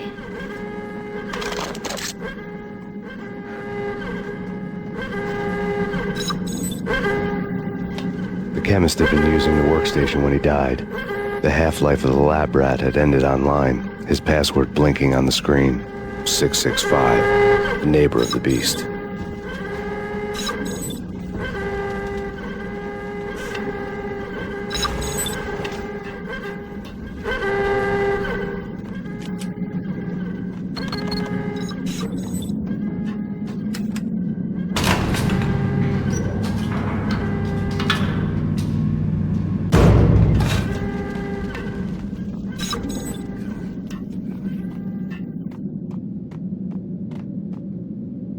In here! Hey! Get me out of here! I'm innocent! There!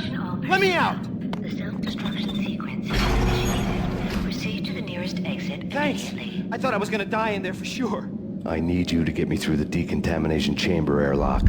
You're crazy! No way! The place is blowing up, for Christ's sakes! Either that or back to the cell. Your choice. Okay, I'll do it. I'll do it.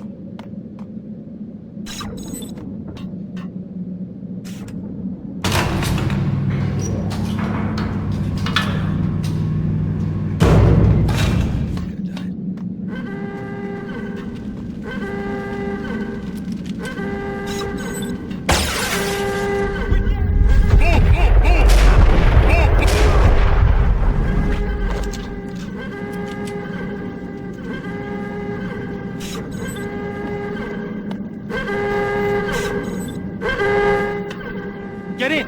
I'll punch you through! After this, you will go. You're a free man. Decontamination in Look at a bad progress. thing. Bad. Attention all personnel. Decontamination has been initiated. Proceed to the nearest exit immediately.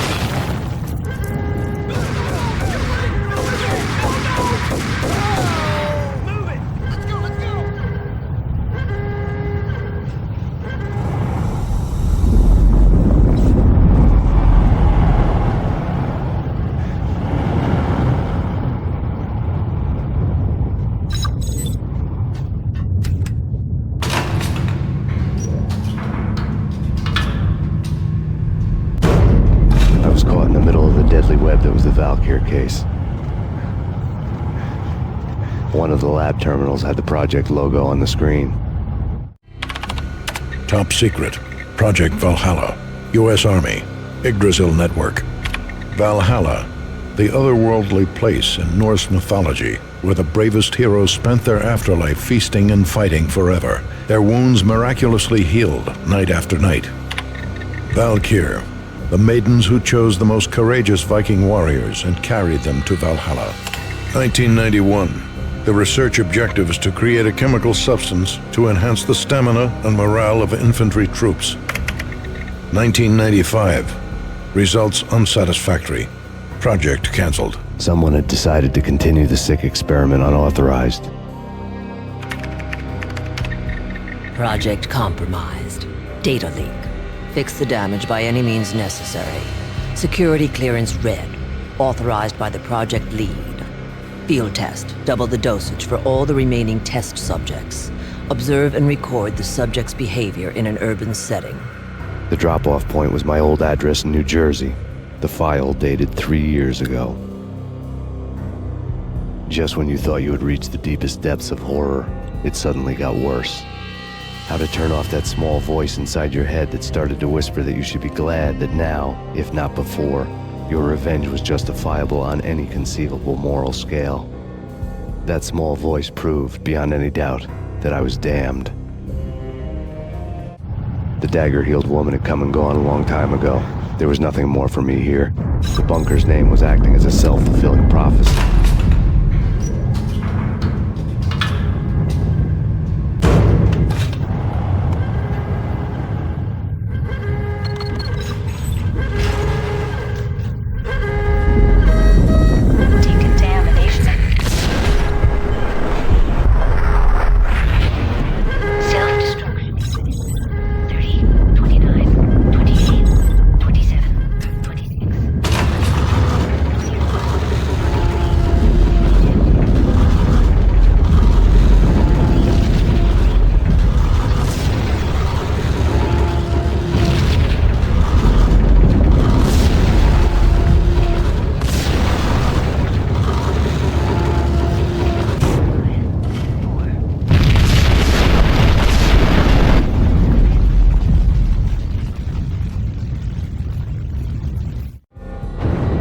Piece together a jigsaw, and the final picture is you finishing that same puzzle. A mad, green-eyed killer standing behind you. An urban legend come true. The Project Valhalla test subjects had been the mad junkies who had murdered my loved ones. The rest was simple body count math. It all pointed to her. Ms. Valkyr. The factory went up in a fiery inferno behind me. All my leads were dead, turned to smoke and dust. I had lost my way. I hadn't slept in a million years. I felt thin as death. I'd been living on an endless supply of week-old donuts. They were fuel for this crazy furnace inside my head. I couldn't remember when I had last seen the sun. I was on a permanent graveyard shift. When the darkness fell, New York City became something else, any old Sinatra song notwithstanding. Bad things happened in the night, on the streets of that other city. Noir York City. I was in an all-night diner, downing cup after cup of coffee that tasted like engine oil, when a new message from BB got me back on the killer track. What the hell happened at Roscoe Street? Maxie, I'm going out on a limb here. We need to talk this through, come up with a plan. 2:30 a.m., the Choir Communications Garage. The more I thought about Alex's murder and the frame-up, the more it felt like an inside job. I should have seen it coming. BB had sold me out, and now he wanted to finish what he'd started. The garage was dead. BB showed up in his tailor-made suit, gold watch, and cufflinks to match, all way beyond a cop's pay. Maxie.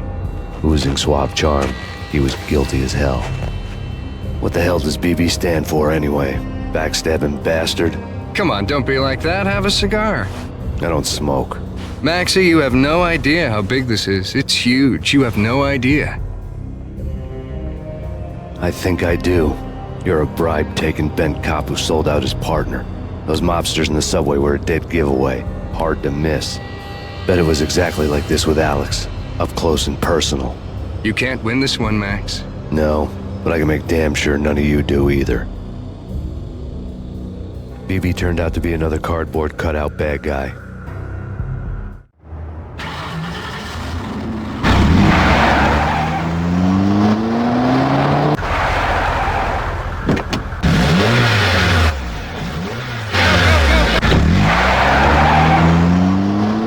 A bad cop on the take. A cowardly right-hand man fleeing from the scene, leaving his paid thugs to do his dirty work.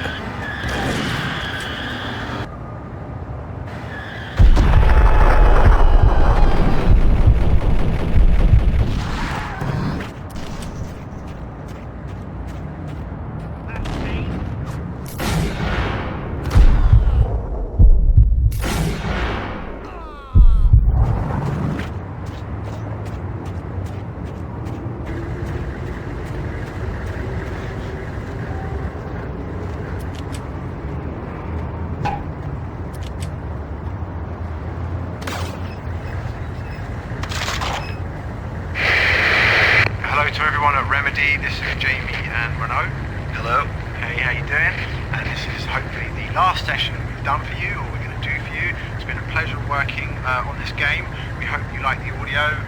Good luck with bringing it home. And we're with you on it all the way. And again, thank you very much, and the game rocks. Thank you very much, and it was a pleasure meeting you guys at E3, and we hope that this is everything you need, and we're there for you, and we can't wait to see it come out. Yeah, thank you guys. Thank you.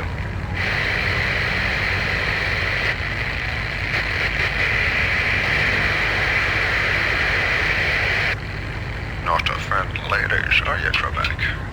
I'll take famous titties for 200. Okay, take it easy!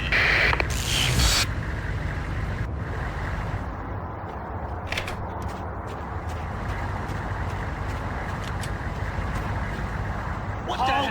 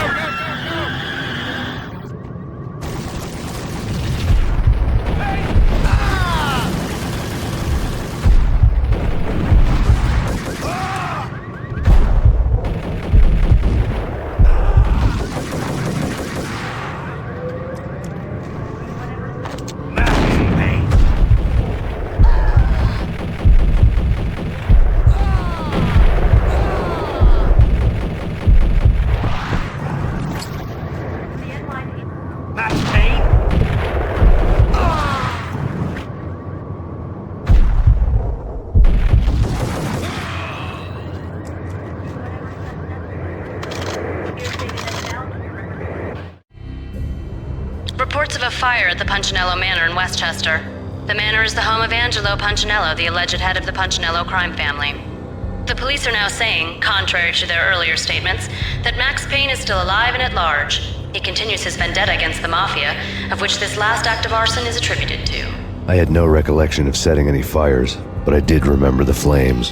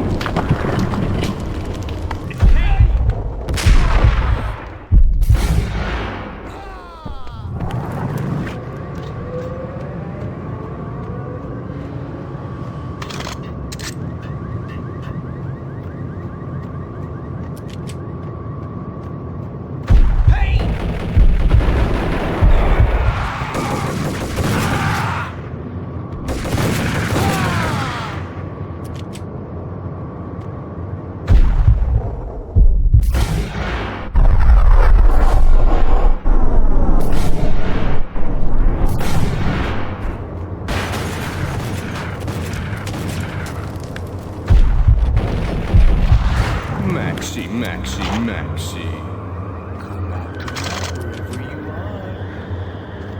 You know, I really hate people who refuse to see the inevitable. Refuse to do the smart thing.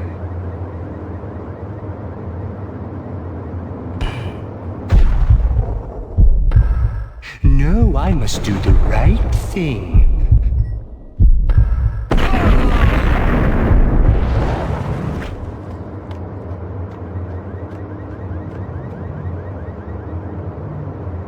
The payphone started to ring. Yeah. Max Payne? Whatever does it for you. This is Alfred Woden. I can give you the name of your enemy. Come to the Asgard building presently. We are expecting you. Woden was waiting for me on the steps of the old building. Mr. Payne, let's go inside. The others are anxious to begin. The others? Despite the general misconception, this building actually predates the City Hall by 2 years, thus being the oldest municipal building still in use here at the foot of the Brooklyn Bridge. No kidding. The old man played tour guide as he led me through a dark, domed hall. The answers I was after loomed large ahead.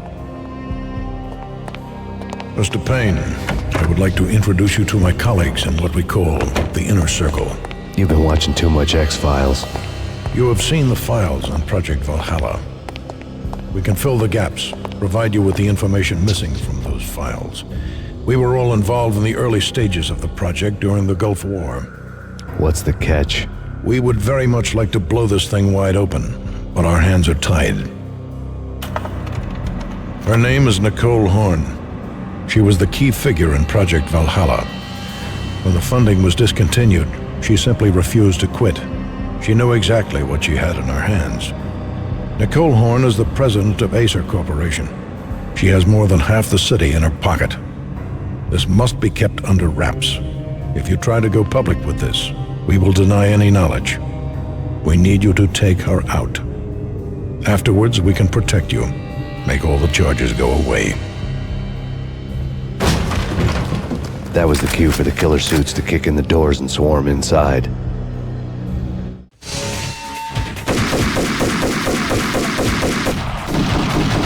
It was an impressive floor show, but I decided to leave early anyway.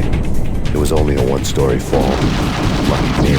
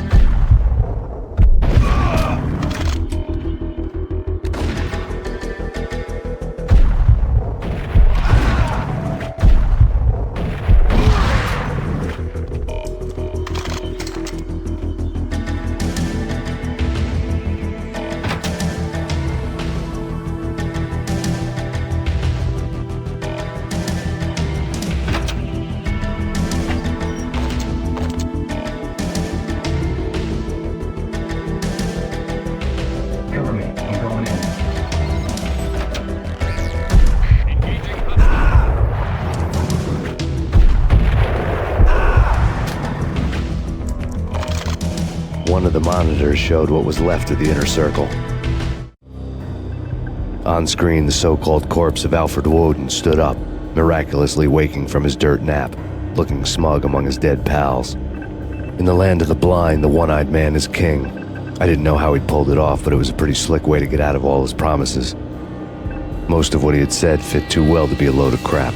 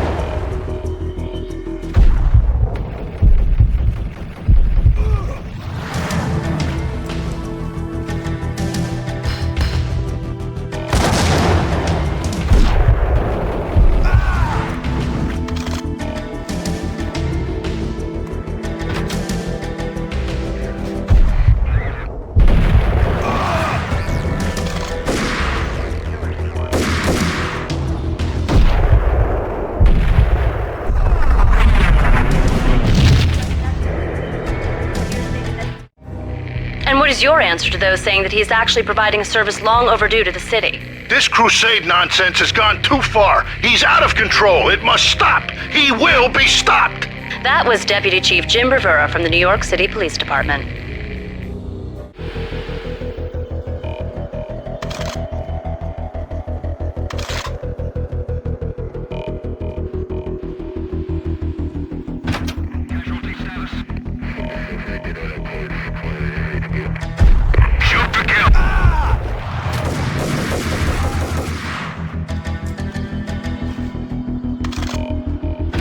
A videotape lay on the desk. Nicole Horn had blackmailed the Inner Circle into silence. The tape came with a curt extortion note on a piece of expensive paper. I remembered Candy Dawn taping her clients in action on the side, selling the tapes to the highest bidder. I was sure that kinky sex was nowhere near Alfred Woden's worst sin. But I had a feeling that when this was over, any collateral would come in handy. Woden had left me a present. Woden had taken care of my mission preps with military precision. The critical areas in the Acer Corporation headquarters blueprints were circled in red. The president's office was at the top of the building, right below her penthouse suite. The elevators were controlled by a security computer, part of the mainframe located underground below the building. The high-rise was sealed as tight as a sci-fi fortress.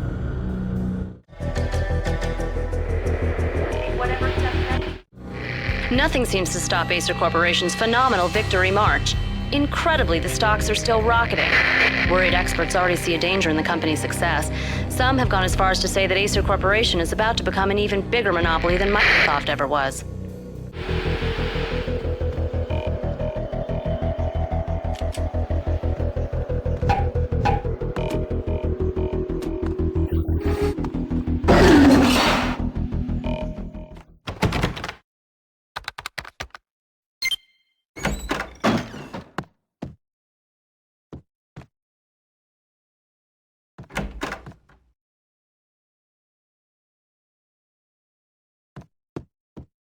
Next, the season finale of The Void.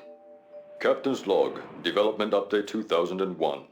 After a brutal flame war, our Vertex pixel shaders were left out of alignment, and we have been forced to stop to make repairs. This can take some time. The only date our engine officer has seen fit to give is when it's done.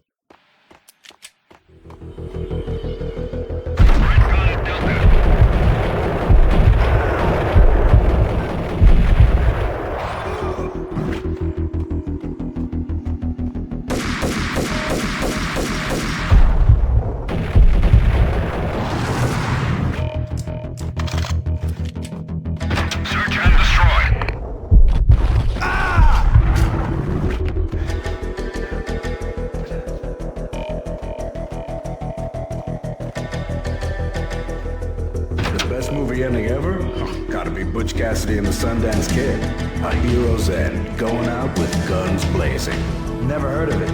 No? Okay, newer stuff then. The Usual Suspects, where Spacey walks out of the police station and suddenly loses his limb. Or hey, Seven, where Brad Pitt gets to that hit-sized blood-soaked cardboard box. Now I know. Freaking zombie demons from outer space. Drowning in blood was cool. Oh, why do I even bother? Sometimes, honestly, I don't know.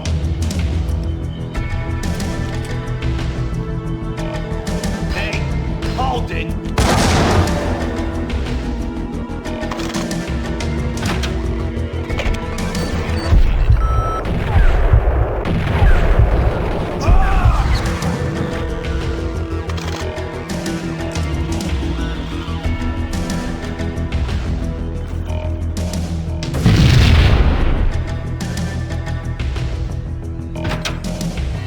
I had dreamed of revenge. Those dreams were always nightmares, of coming close and then failing. Now I was close. I had a name to guide me, Nicole Horn. I had nothing to lose.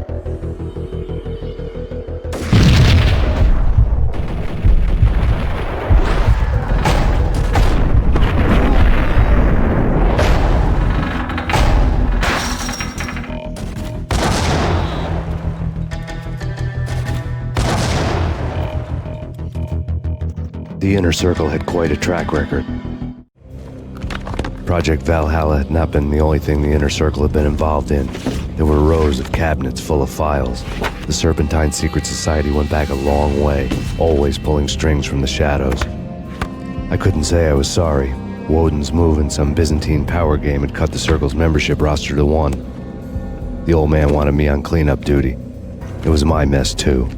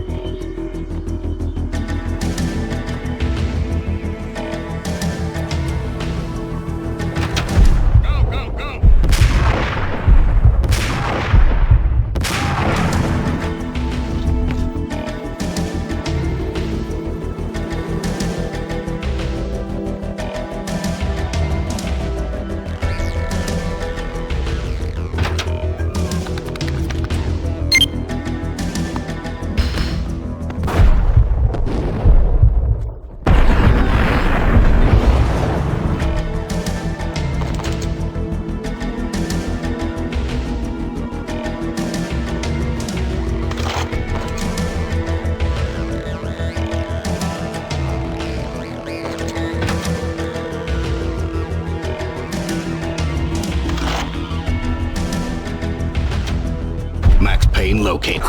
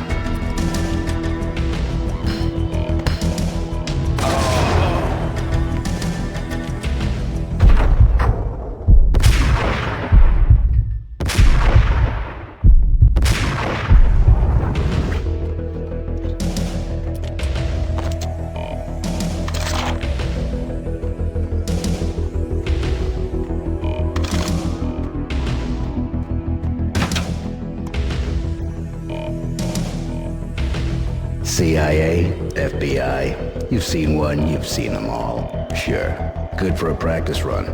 But this, working for her, oh, this is the real thing. The money's astronomical. And best of all, you get to kill any scumbag who gets in your way. License to kill, like James Bond. Contact!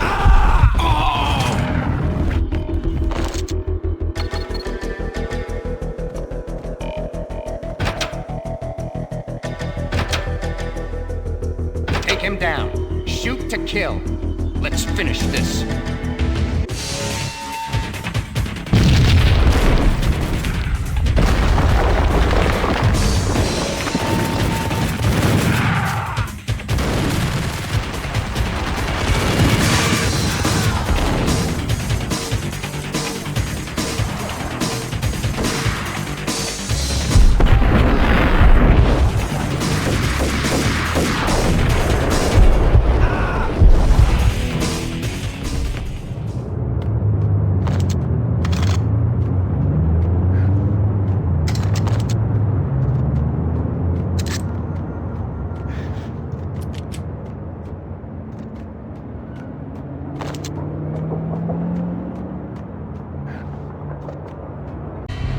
Mine wasn't the most original approach to the problem.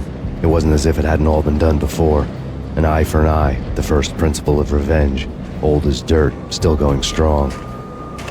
The cardinal rule in going after someone with an intention to kill was not to make it personal, which it almost always ended up being anyway. It did with me. I took my time cruising around the city in the snow. There was no hurry. I knew what I had to do now. I took my time thinking about it, building up the rage. When I was ready, I parked the stolen wheels at the front entrance of the Acer Corporation headquarters. Got out, got in, got cracking. I had a bullet with Nicole Horn's name on it. I had 10,000 bullets with the Hag's name on them. She had ultra-high-tech security systems, enough mercenaries and weaponry to start World War III. There was no fear. New York disappeared behind a veil of snow. I had crossed the threshold. This was her domain, sleek and sexy and soulless, all glass and steel. A place of color-coded security keycards, metal detectors, and surveillance systems.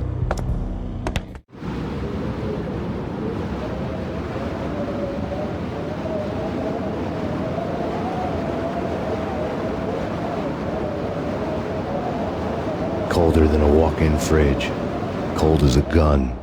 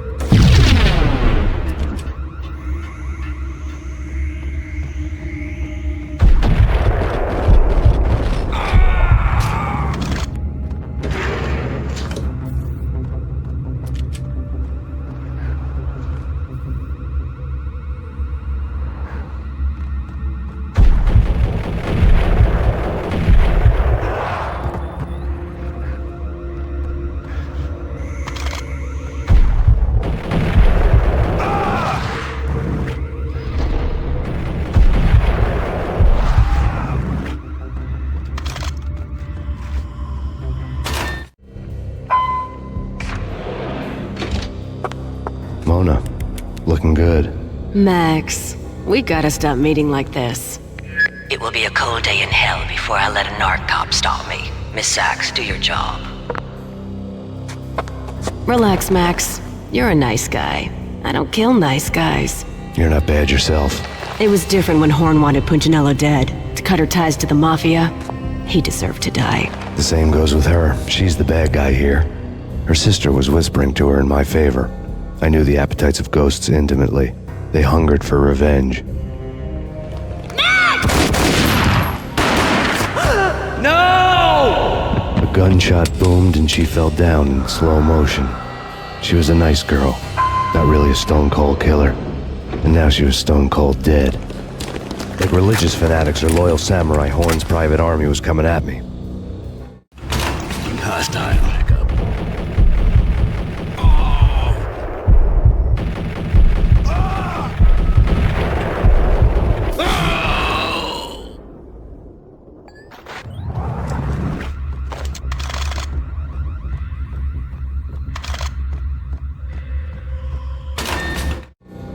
When the elevator came back down, Mona was gone.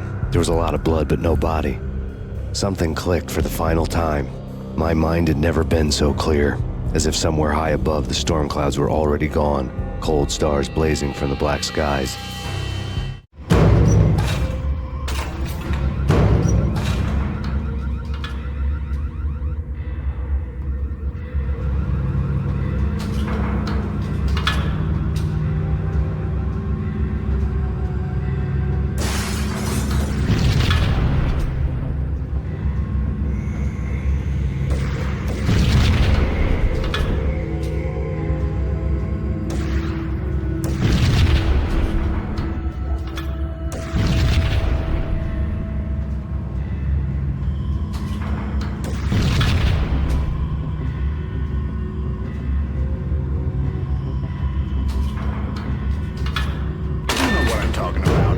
Cool action movies, and I'm talking about the coolest of the cool.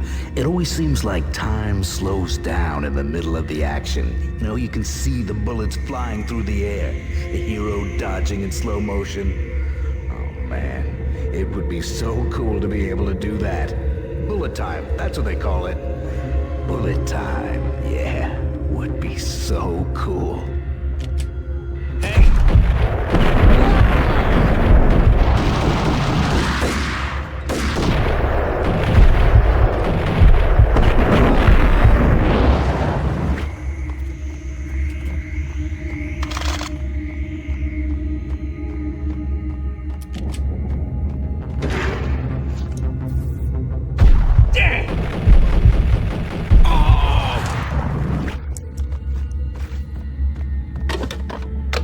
I had elevator access to the mainframe. From there, I'd be able to override the security locks and get to her office.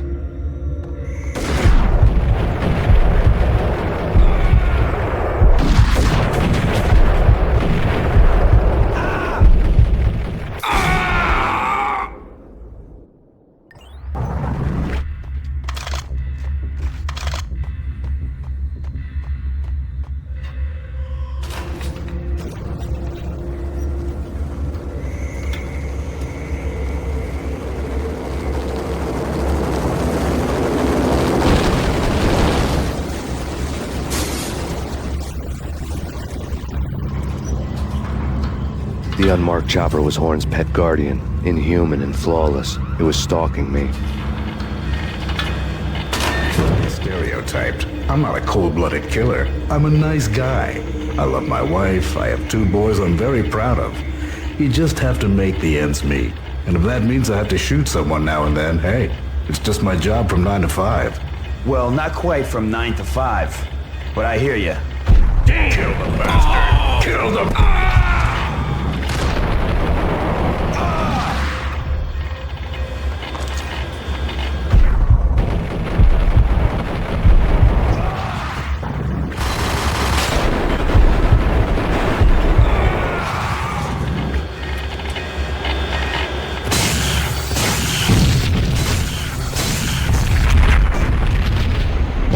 Locks were now offline.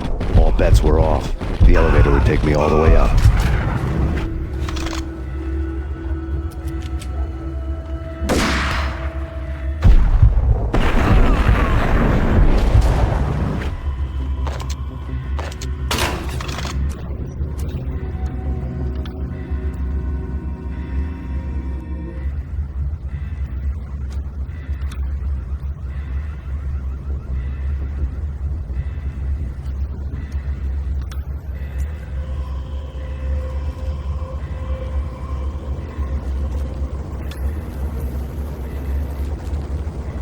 Seen from this height, the night seemed to stretch on to eternity.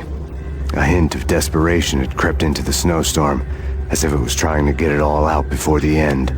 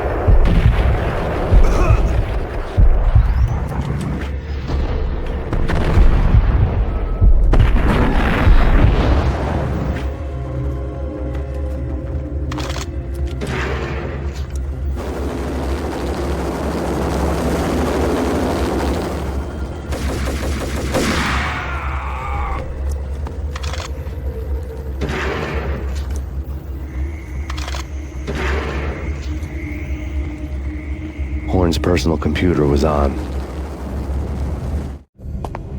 Next to the printer was a neat stack of expensive paper. Hacking through Horn's computer would have unearthed files of criminal plans, strategies for world domination, spy helicopter reports, illegal wiretap recordings, internet porno, all of the above. Take your pick. I really didn't care anymore. I had seen too much of it already.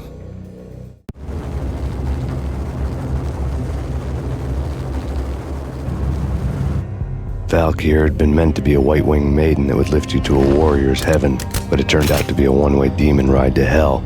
The devil was in the drug. I knew. I had met him.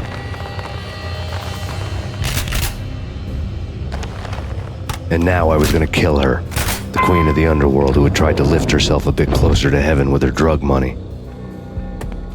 No begging, no bribes. She knew better. Honor among killers. We who were about to die. Both of us knew how this would end, in pain and suffering. All this because your wife stuck her nose into things that were none of her business. The cops were coming to take me away. The sirens were like a bad conscience I couldn't shake. It's ridiculous you've made it this far. You won't be alive when they get here. Stop him!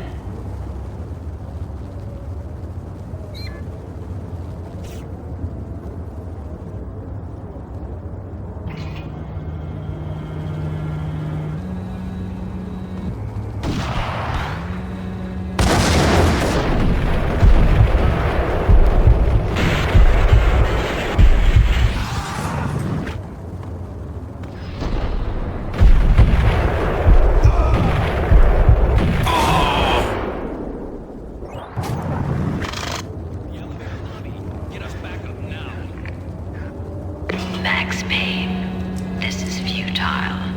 A waste of time. The deaths of your wife and daughter were necessary. Inevitable. It is done. You cannot bring them back. Nothing you do will make it any better.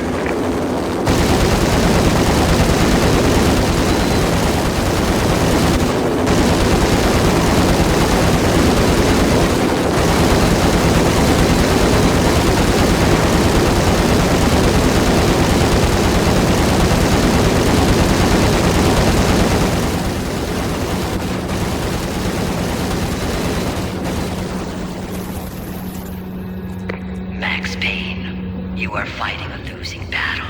You cannot survive this. You will die. Stop fighting. Make it easy for yourself. Accept your fate. You will die here.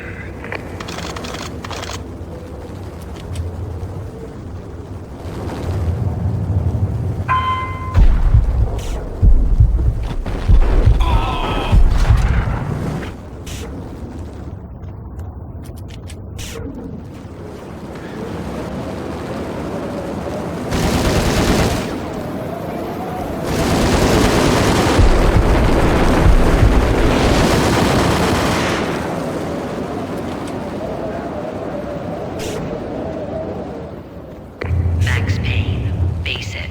You are up against an unbeatable force. You have already lost. You have lost. Only death will set you free from your pain. Accept it. Surrender. Give up.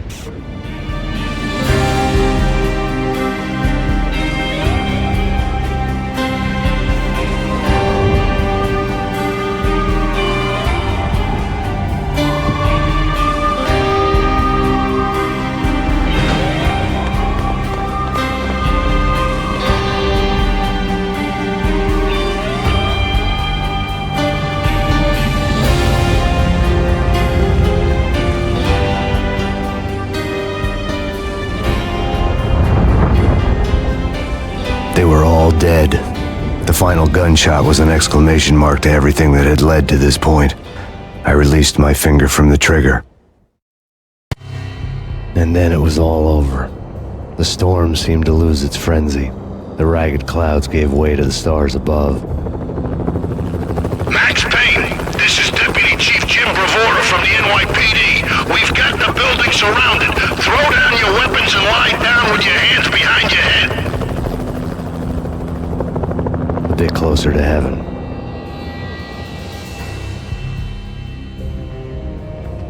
The cops' voices were distant and muted. Freeze! NYPD! Hold it right there! My ghosts released me from their haunting. Down below, New York City glittered like diamonds on black velvet. You gave us one hell of a ride. Take him down to Central Booking. You heard the man. Woden was there in the crowd, standing by the sidelines. It wouldn't be over till the man with the patch would say so. He'd say the right words. I knew he would. He'd better. Woden grinned smugly. It was the grin of a winner. That made two of us.